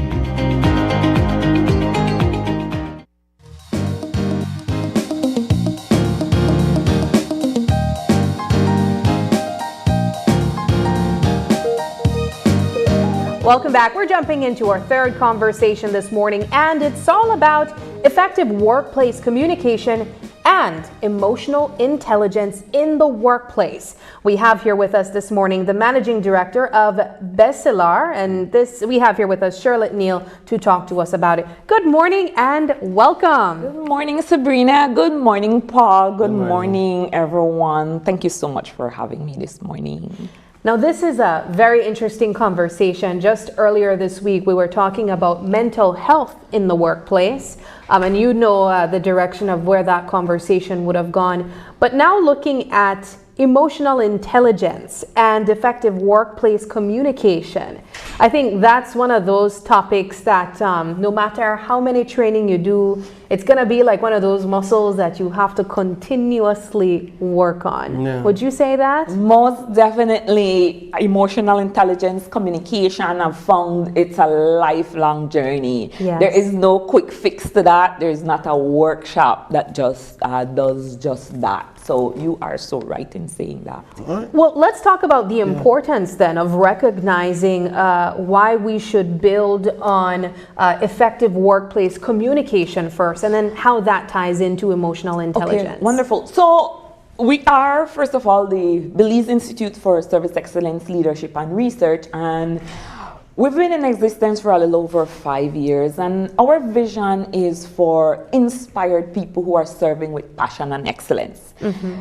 First of all, to realize this vision, we realize that in dealing with workplace training, we have to unearth what are some of those issues that are affecting performance, productivity in the workplace. And through the years, we've discovered that the bedrock of a lot of the issues we're having in the workplace is communication. Absolutely. Communication. I've never found a workplace that says we have communication right. We don't need any have any issues in this area. What do you mean by communication? Okay, communication is loaded. It's a broad topic. At its very basic, it's understanding others. It's really trying to make sure that your message is heard, that it's understood. And that sounds simple, right? I speak, you listen, we're done. No. There are so many barriers in between me speaking, you hearing. There is your perception, there is how you view me, whether you like me or don't like me, whether you think I should be the one telling you this. Yes. There is a lot going on. There's also me having my own issues that I brought to work today, and then here you are now, you come and you tell me something that just triggered me, like I just said, you just rubbed me the wrong way. It's like you're peeking in the windows of a lot of workplaces, Miss Neil. I know, right? What I've always said to employees and employers are like, your situation is not unique. Absolutely. These issues happen in every workplace. Why? My personal philosophy is that the workplace mirrors the society. And so whatever issues you're seeing in society, you're going to see them in the workplace. Why? The people you're working with and for, they come from the society. Yes. And so to get to the bottom of communication, instead of just going in and say, okay guys, you need to be actively listening, we say, what are some of those underlying issues? And so we put right there in the middle, we put emotional intelligence. And on one side we see communication, and then on the other side we put conflict. And we have discovered that emotional intelligence is highly correlated to how you deal with conflict and how you communicate. Because emotional intelligence says, I'm going to be more, I'm not going to be reactive. I'm going to respond, I'm not going to react. Emotional intelligence says, okay, let me hear what you have to say. I'm open to listen to your ideas. Yes, listen to understand rather than listen to respond. understand. I'm not going to be judgmental and critical. I'm not going to jump to conclusion. And those are all soft skills that we have to build if we are going to communicate effectively. So we don't start at communication. We start at what are some of those foundational issues. And we find it goes back to emotional intelligence. So is that to say then that communication is built on emotional intelligence? I would not say, but the communication issues that we're having stem from emotional intelligence or the lack thereof. The reason I say this is because communication is relational, right? It's whenever you hear people say, I don't like people, or I prefer to work alone, what they're saying is, when I get with people, when I have to be in relationship with others, that's where my challenge comes in. Now, the reason I put emotional intelligence in the middle there, it's easy for us to say it's the other person who is the issue. I just not like that, this, but we hardly step back and look at what is our role in this whole issue. What did I bring to the table? What are those behaviors that I have to examine that's causing this communication issue that we're having, right? So while it's relational, it's also personal. Because now I have to examine me, the person, and that's where the hard work comes in. Who wants to examine? Best I blame you. It's you, Sabrina. You never listen. And so you're hard to deal with. And then nobody's saying, well, maybe I don't want pain in the rear too, No, who says that? Nobody. But how do you address that? Or I imagine perhaps you are hired by a company to address a very big issue of poor communication within a workplace. And it's exactly what you mentioned, But then you're forced to put together a series of workshops for individuals who are just trees that will not bend. How do you address that? That's a tough one, and I'll tell you why. any change at all starts with a willingness for you to examine self. Yeah. And so self-awareness is the foundation. And so in a workshop with 40 people, it's very likely that 10 will walk away and say, this is alone foolishness. It's not make no sense. I don't mean the problem. My supervisor business here, right? There will be a lot of those. You will get those. Yeah. And there will be those who come to you after the training and say, man, you're talking to me. That just resonated with me. I had that same issue, and man, I can see that. And they will say, I don't know what to do now because this was just a day, right? And that's where the hard work starts. And so we don't really advocate for one-off training because sometimes it's just opening the door for people to see, yes, you know, this is what's going on. But then what next? What is the next step after that? So it's never 100% everybody will walk away and say yes. So let's jump into emotional intelligence a bit. Let's break down what emotional intelligence is and how do we develop emotional intelligence. Awesome. So at its very core, the definition for emotional intelligence is understanding behavior, your behavior and other people's behavior. And your goal after you've understand is to use this understanding and awareness to now be able to change these behavior patterns. Now, why is this so hard? It's deeply ingrained, right? If we're honest, when you look around your workplace, don't look around right now, guys. You would see that there are people from all aspects of life, all backgrounds, and you don't know what they're bringing. When I look at you, you look well-dressed, normal. Oh, you look excellent. Oh, thank you. But the reality that within that is so much that we have dealt with, so much that we've not unpacked. Things that we're carrying. Things that we're carrying, because nobody has it all together. Yes. But on the surface, right? I'm a co-worker, I'm smiling, but I'm one insult away from lose my cool.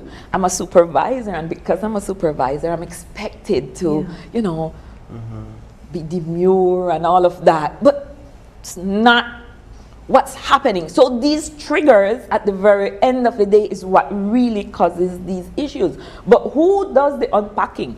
Right? We expect when people come to the work, they're sane, they're responsible, they're mature, they know how to deal with issues.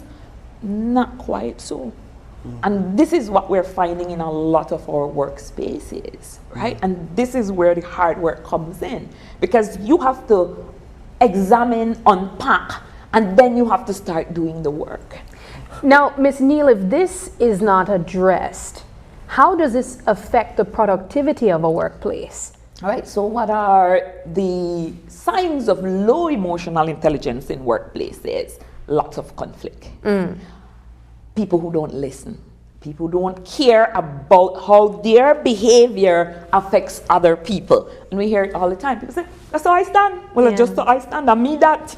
Just deal with it. And so what we have is a lot of stressful undertakings. We have a lot of time wasted dealing with these little issues which we consider or we say are petty when it deviates from the productivity, right? We should be focused on our goals. How are we going to, but then we can't work as a team. We can't work together. We are pulling against each other. We're undermining each other. We're gossiping. We're, you know, these are some of the issues we're seeing. And I'm not saying that emotional intelligence is a fix all, but it is at the root of a lot of these issues because we're not examining ourselves. When somebody is highly emotional intelligent, you don't see some of these issues showing up because they're more thoughtful about their behavior and the impact of their behavior on others. What's one exercise perhaps that you would implement in your workshops in this long journey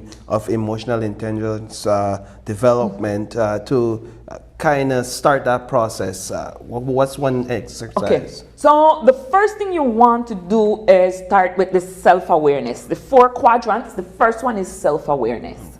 And so self-awareness says, I want to look at my behavior. And I want to look at my triggers, for example. Because my triggers are going to give me insights into my behavior. And so first thing we ask people to do is to identify at least your top 2 triggers. What are those things that cause you to go from 0 to 100 in? Now the trigger is just the beginning, because that trigger is indicative of something deeper. My trigger that I discovered early was when I'm in traffic, when I'm at the ATMs. My trigger is I realized I don't have any patience. I have little patience, and some people in the room would agree, right? And that's where I had to start. I had to start by idea. Why is it that you don't have any patience? And let's start working there. And so what was the result of my impatience? I was looking at others as the problem. You're driving too slow. You're moving too slow. You're in the way. Everything is an issue for you when you discover I don't have any patience. But then when you look at it from an EI lens, you realize the traffic is not the problem. You're the problem. Your impatience is the problem. Why are you hurrying to get from point A to point B? Why are you pushing everybody out of the way? You are the problem. And so coming face to face with that is an issue. It is hard to come face to face with you are the problem. Nobody wants to admit that they are the problem. In relationships, in workplace, it's just easier to blame somebody. So taking ownership of your behavior is where we start. And unless you're willing to do that, we can't really have a conversation. And how do you find the person develops, changes after taking ownership? They do, because then it's not an immediate overnight thing. When something happens, you will find, because remember, these are deeply ingrained behavior. Emotional intelligence is highly psychological. If you've been doing this for donkey's years the same way, and now you come face to face with that behavior and say, okay, I need to fix this. What's going to happen the next time this happens? More than likely, you'll go back to the learned behavior. But the awareness says, shucks, I real up again. Shucks, I gone on bad again. And then that is going to encourage you to say, okay, no, I can't continue going like that. So you see people growing, and what you see the difference is in the behavior. You see people who are calmer. You see people who are not responding to every argument that they're invited to. You see people just saying, okay, no problem. And then you who are used to them exploding say, how you mean no problem? You sure you okay? They're okay. And they want you to explode because that's what they're used to. They expect it. Nope. This is how we see it's impacting when you are willing to do the work. What about the idea that says, leave all your personal problems at the door? I don't care what issues you have in your personal life. Work, and then you could pick that up when you left work and continue carrying that with you. That would be wonderful. I jokingly say to supervisors, if I had the opportunity to do that, I wouldn't even leave it at my door. I'll get your address and leave it at your door. Oh my God. Because at the end of the day, if you think it's possible, then maybe I should be leaving it at your door. The reason for this is you cannot expect people to distance themselves from their issues that they're dealing with. And it's from not their reality. possible. Wherever you are, there your problems are. Now, what we owe our employees is this. If you see there are people who are consistently having issues after issues, you have to have some mechanism in place to assist them. It doesn't mean that you have to take it on, right? I know in government, for example, there's an EAP, an employee assistance program. Some organizations bring in counselors, right? This is the reality. What I'm finding is there's a lot happening in the workplace we're not talking about. We're not talking about these issues. Our goal is to bring these issues to light and say, no, we have to address them. We can't be tiptoeing around these issues and just sweep them under the rug so that we appear unified. I see it a lot when we try to do team building activities with some organizations and immediately walk in the room and you realize, okay, there's something here. There's something here. People won't sit here. No, I want to sit there. Can I work with that one? I don't. And then you say, okay, we have issues. We have issues. And if you leave them, they'll just fester. So communication is important, but it's not going to stand alone. You have to get to the root of what are some of these issues. This is clearly something that you have a lot of experience in identifying, Ms. Neal, and also in how to assist organizations or workplaces in how to fix. I know that you provide a workshop for persons that might be intrigued in wanting to get help to fix the workplace dysfunction, I guess we can say. What exactly would you provide to persons interested? Okay, so for this we have a workshop called Effective Workplace Communication, and we, like I said, we marry emotional intelligence, communication, and conflict, and we paint that picture of how that happens. There's also a lot of working sessions in which you actually do the work. There are reflective activities, and then you leave from there with an action plan. And a lot of that is individual. We also try to do some team building activities for employees. We've been privileged to go into a lot of organizations, and we've found that it works. We work a lot with the teachers as well, because we're saying if you can cut some of these issues at the very early age, before they're deeply embedded, before we are all messed up with the kids that are younger, it's going to help a lot. Yeah, let's talk a bit about some of the upcoming trainings and sessions that you have. Awesome. So apart from what organizations ask us to do, we from time to time, at least 3 times for the year, organize these sessions that cater for individuals who outside of their organization would like to engage in professional development. Small organizations who can't do a training because it's only 3 or 4 of them, or for whatever reason it's only 1 person. And so we have a training. We have 2 coming up actually. One of my personal passionate favorite is the one on the 29th of October, and it's called Career Guidance and Coaching. And as we go around, we've been seeing more and more of people who are not satisfied with where they are in work, in life, etc., who've been in positions for years and years, and they're not seeing another path. And so we try to help them to set goals. Where is it they're going? One of the most powerful questions that we ask is, where do you see yourself in the next 3 to 5 years? And let's put a plan together as to how you're going to get there. We also help people to break some of those barriers where they're doubting themselves, their ability, where they're stuck in a cycle where they're not comfortable with change, making those quantum leaps. It's really empowering the mind to say, because it starts in the mind. If I want to move and I say, oh, I can't move, chances are I'm not going to move. Absolutely. So it starts here, and then we find that's so empowering. This is the event at IT Vet. IT Vet on the 29th of October. We still have spaces. About 10 spaces are left only. We're only doing 25 because we want to make it effective. You can register with us again. You can hit us up at info@bzlearn.com, or 670-9564 is our office number. We also have another workshop, IT Vet as well. It's the 1st of November, and this one caters to managers and supervisors, especially HR personnel, who are asking for, resources to assist them in managing what we call the diverse workforce. And this looks at, the organizational culture. It looks at diversity and inclusion. It looks at the age gap, the generational gap. Things like unconscious biases, and those are some of the issues that are affecting the workplace. We pride ourselves in trying to bring modern, new material. We're not talking about old stuff from 1920s. It's like what's relevant for today's workplace, and people can relate, and they can move from there and say, I can implement this. This is the reality for my workplace.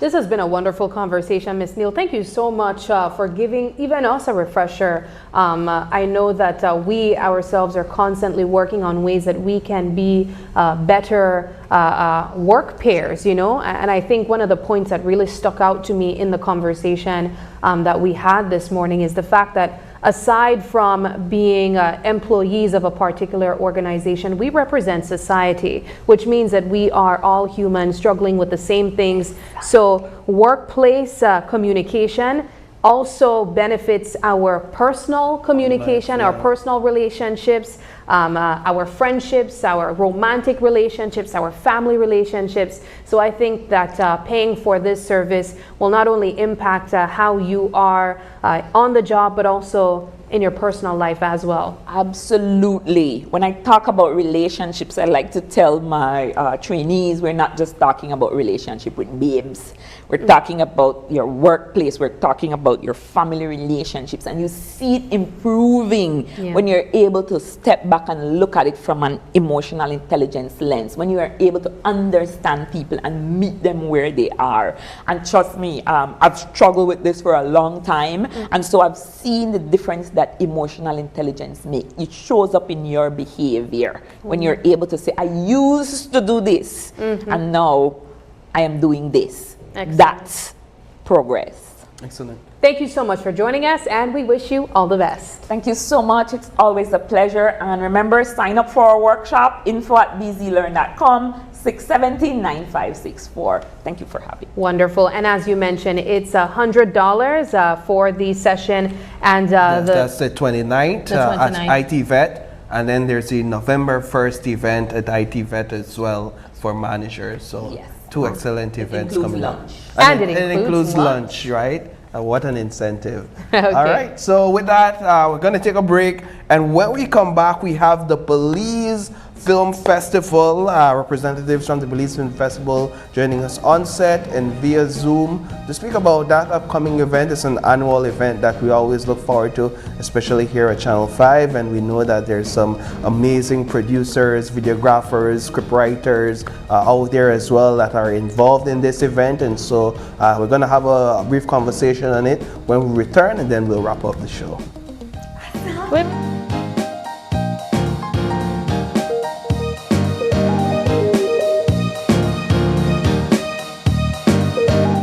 Elmer Shua, ay join jik ahelak sa Kopal Tree Lodge.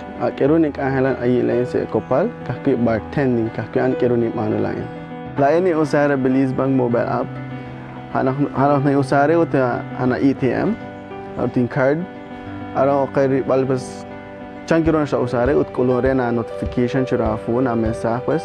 Araw ta ki na kolore, tak cara harup citumin sa usara. Ut araw ta naw nak sa chabilo wang gatumin.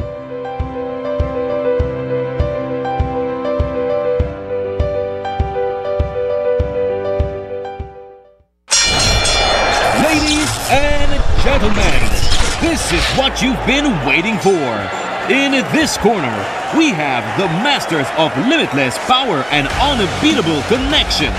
Pioneers of 4G LTE in Belize. It's the undefeated champion, Smart. And in the other corner, struggling to keep up, it's the other guy. Fight!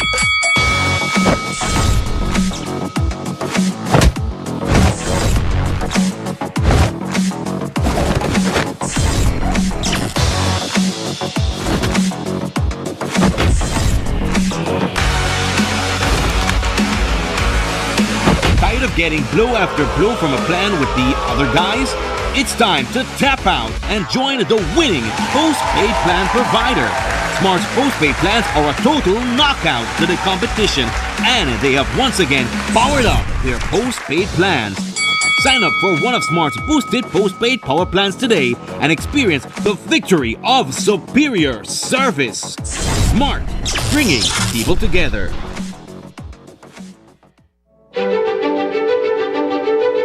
Technology is ubiquitous, and it's transforming how, when, and where we work. Fulltech Systems is placing award-winning devices in the hands of information workers, allowing them to work without compromise in a world without wires, to innovate, create, and to maximize productivity anytime, anywhere, satisfying the needs of the desk-centric remote and field worker and every other worker in between. We are providing the industry's best devices to businesses going through the process of digital transformation. Partner with us today to provide the solutions that will allow your employees to work effectively and efficiently to enhance your customers' experience.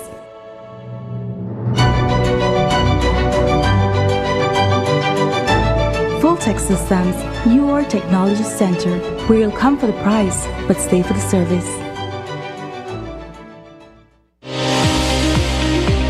There's an old proverb that says, "He who has health has hope, and he who has hope has everything."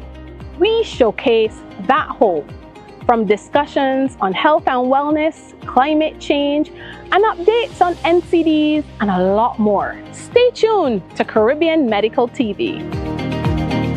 Be viewing Caribbean Medical TV on this station.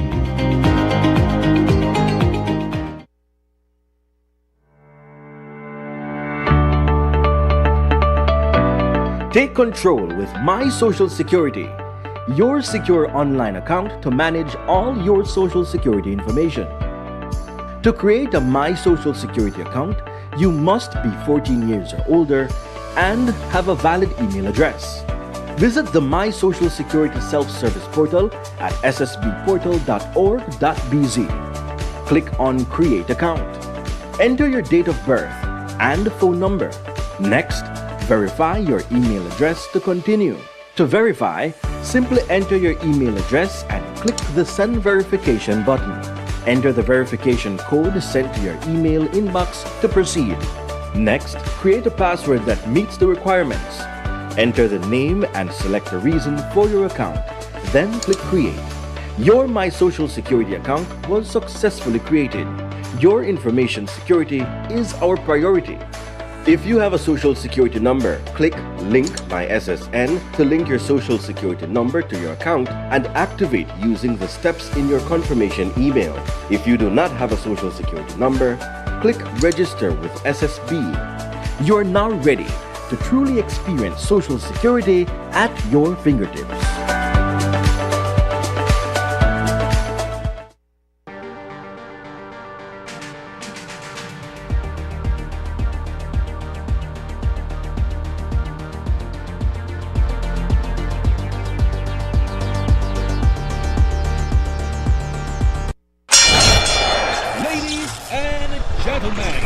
This is what you've been waiting for. In this corner, we have the masters of limitless power and unbeatable connections. Pioneers of 4G LTE in Belize. It's the undefeated champion, Smart. And in the other corner, struggling to keep up, it's the other guy. Fight!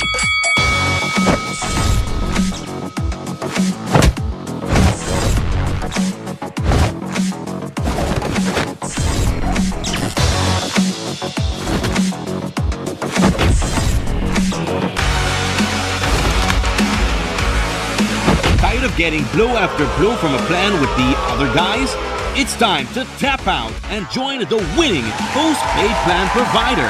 Smart's postpaid plans are a total knockout to the competition, and they have once again powered up their postpaid plans. Sign up for one of Smart's boosted postpaid power plans today and experience the victory of superior service. Smart, bringing people together.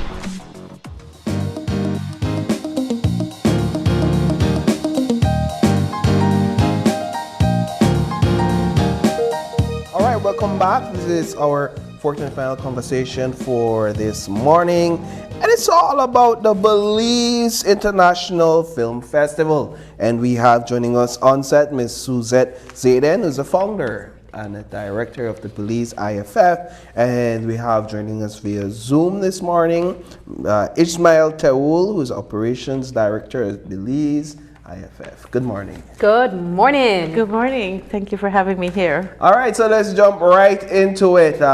When is the event and what can be expected? Well, this year it's going to be November 6th to 9th. That is a right, Wednesday to Saturday. And it's going to be in Belmopan, all 4 days. Belmopan? Yes. We have a partnership with the University of Belize. And we have been working since last year, and one of the things that we're hoping to inspire within this 5-year period that we're working with them is inspire students to consider film as a career. And we're working, it takes a long process apparently to get a program in place, because we would like to offer a film and media arts degree, associate's degree at least at the University of Belize. We feel it's something that the country needs. A lot of media houses are always looking for talent. So it should be offered as a program for the development of the country. through the National University of Belize. How long has the International Film Festival been held here in Belize, or Belize has provided a platform like this for creatives? We've been working on it since 2002, so that's about 22 years. Wow. That was when we came up with the idea, and the very first festival was held in January 2023. You said something really important prior to us coming on. You mentioned that for a lot of people who would like to actually develop a name for themselves in this industry, being featured or recognized at a film festival is important to include on your resume. Why would you say that to be the case? Well, festivals, ours is a festival, it's a competitive festival, it is not a showcase. Okay. Let me make that clear. So any of the films that come here have had to be made within the last 2 years.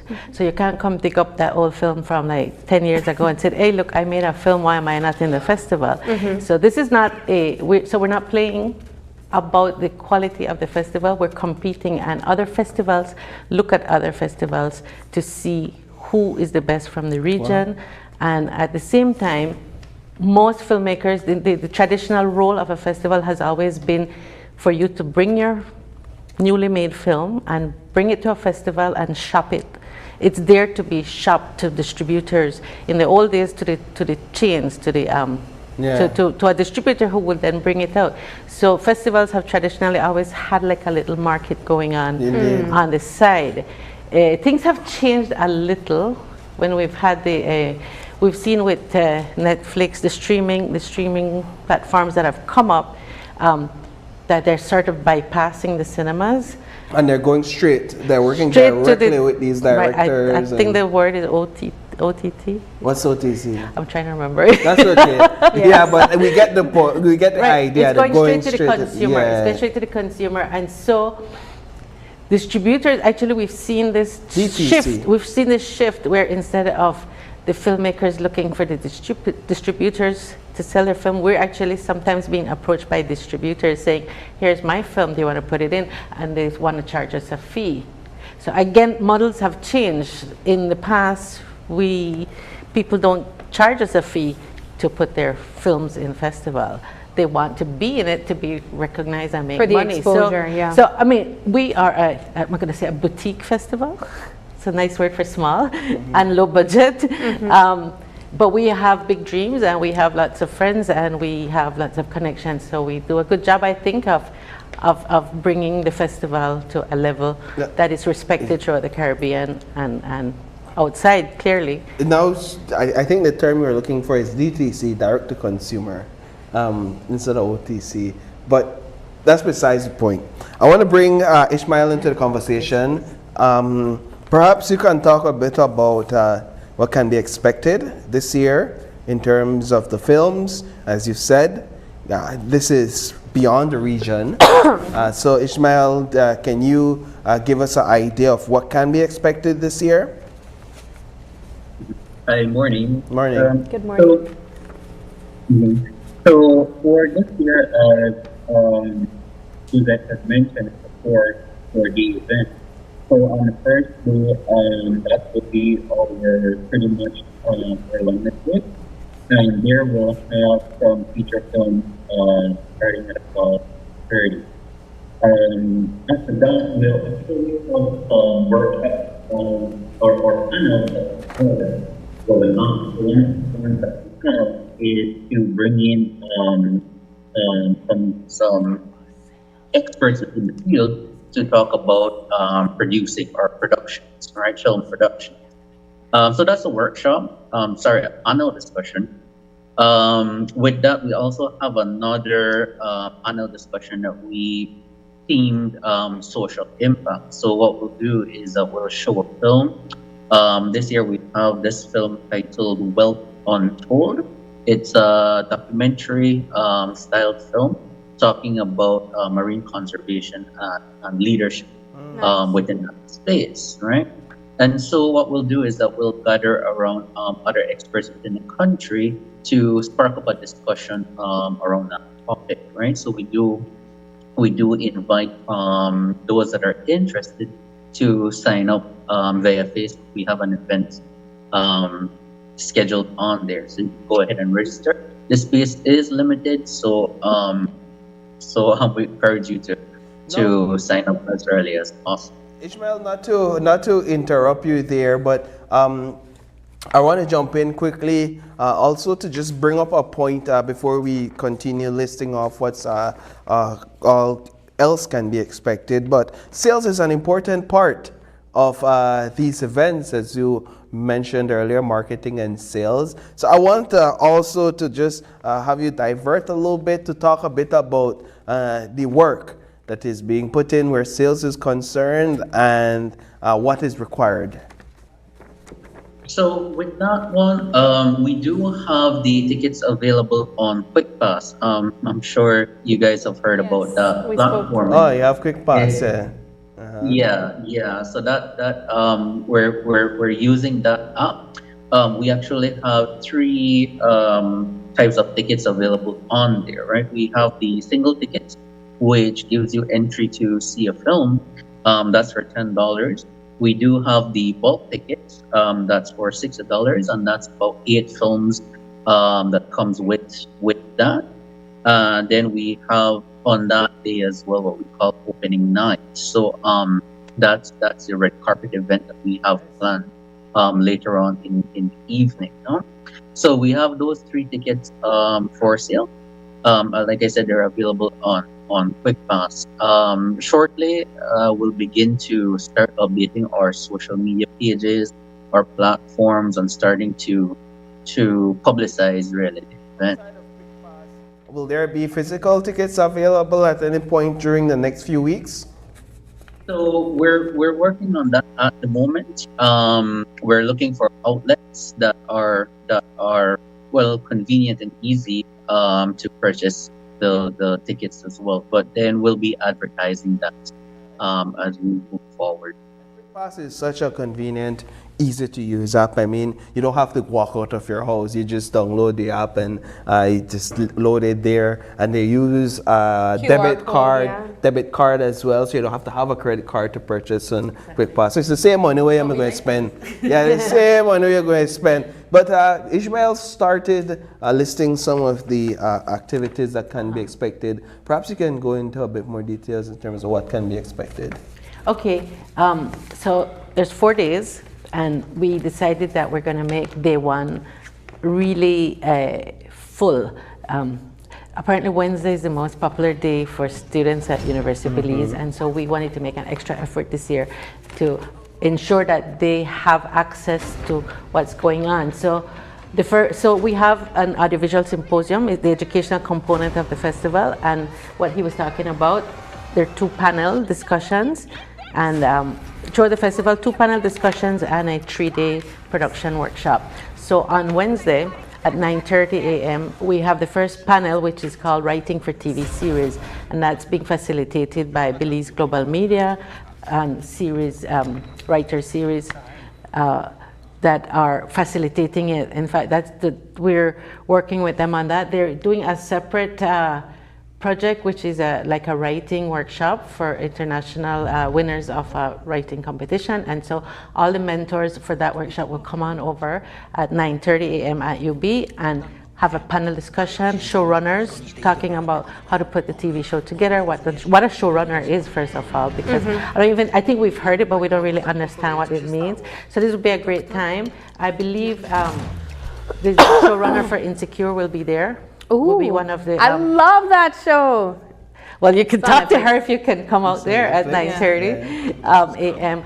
And so at 9:30 to about 10:45, that's that panel discussion. We will be screening a film about 11:30. So one of the films will start showing from our selection. At 1:30 so in the afternoon is, like he said, the social impact panel, and we decided this year to focus on climate justice. Okay. Again, that's a terminology that not many of us, we've heard about climate change, but what exactly is climate justice? And so we have a film within the festival, like he mentioned, called Wealth Untold, so that will feature at 1:30, and then it will lead into the discussion at 3 o'clock.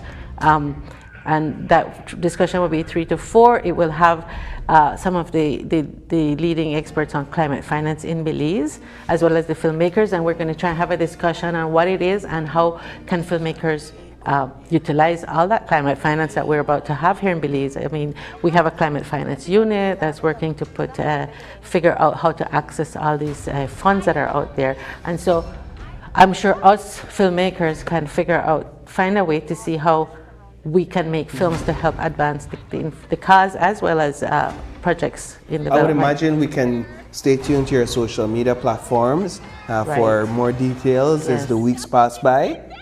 Yes. We, like he mentioned, like Ismail mentioned, we're just starting to get active because actually, that Wednesday night we're also opening. So we have this red carpet. Okay. The reception arrivals is at 7:30 to 8:30. The opening ceremony also at UB, 8:30 to 9 is the opening ceremony, and then we show the opening night film. So Wednesday is a full day. We're actually looking into having a bus leave Belize City about 6:30 that evening for folks who want to attend. Of course, it'll be like a package, the trip, the opening night ceremony, the film, and it'll bring you back to Belize City in the night. So if you wanted to go but don't want to take your car or drive or deal with that, that will be available. The Thursday and the Friday we're showing films mostly. And then the Saturday we will close, but a special about the Saturday will be, we're going to try and put all the films with Belizeans, about Belizeans, done by Belizeans on the Saturday. Again, we will work on having a transport leave about midday Saturdays that will go into the evening and then bring you back if you want to make an afternoon of it in Bamapan, because Let Us Make Eve, for instance, is one of the films that was shot in Belize. I believe that was actually on screen, some clips of it being shown. Let's bring Mr. Tewell briefly back into the conversation, Sabrina. Do you still ask him a bit about why should people be looking forward to this year's event and gearing up to attend? So for this event, I believe number one, it's art, right? It's film. Film has been around for quite a while now. But at least for me, watching or seeing art or the film being created here within the region is something that's pretty rare for me, right? And so one of the inspirations, at least for my end, is looking at what those art are, looking at the different perspectives. And so on Saturday, for example, we'll be focusing on Belizean and Caribbean films mostly, so that we could try to publicize what is out there, content that is out there, what other films we could relate to. A lot of it is focused on historical films, and so learning the history within our region, I think, is one of the more important things to understand. No, if that's delivered through film or through some expressive or visual art, I think that makes the content a lot more consumable and especially to learn. So I think that's one of the main highlights. For me at least, and I think that's some of the highlights to expect from this year's festival. In addition to that, the workshops for those that are interested in writing for a play or writing for a film, having that skill within the country and having access to that, I think is something that is valuable as well.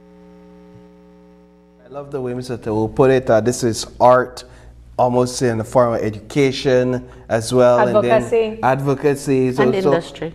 Industry, art. It's a great way to put it. Final thoughts from you, Mrs. And sponsor highlights. Yeah, so oh, please, thank you. Can use that for sponsors. I just wanted to mention that it is an international film festival.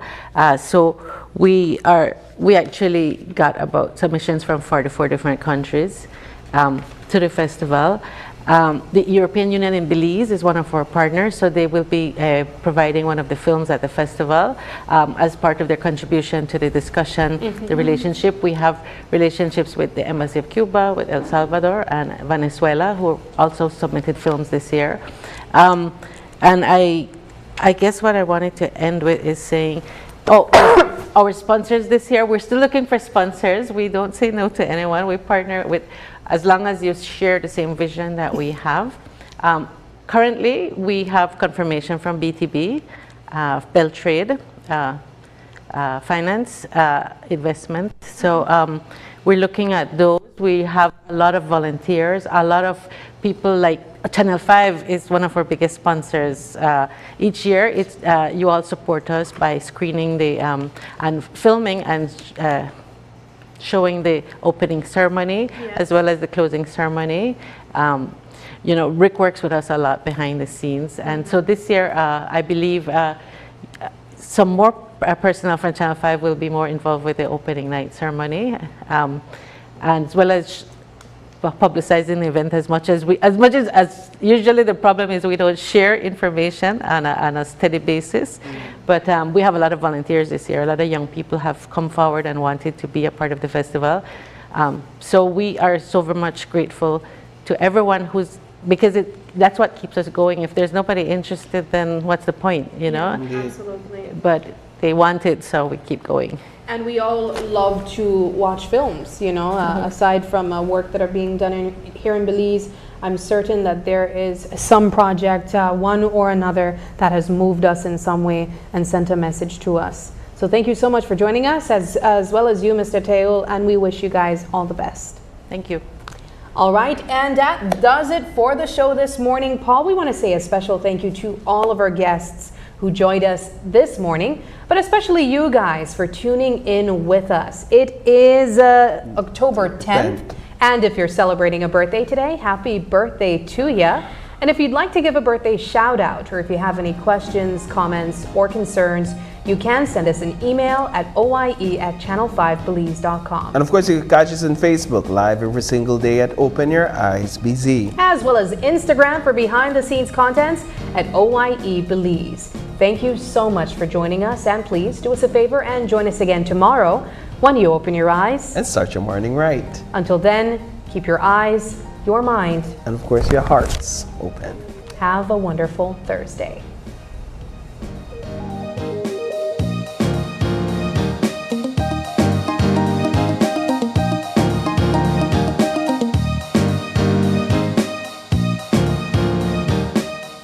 Was brought to you by Smart, bringing people together, and the Belize Bank, our country, your bank.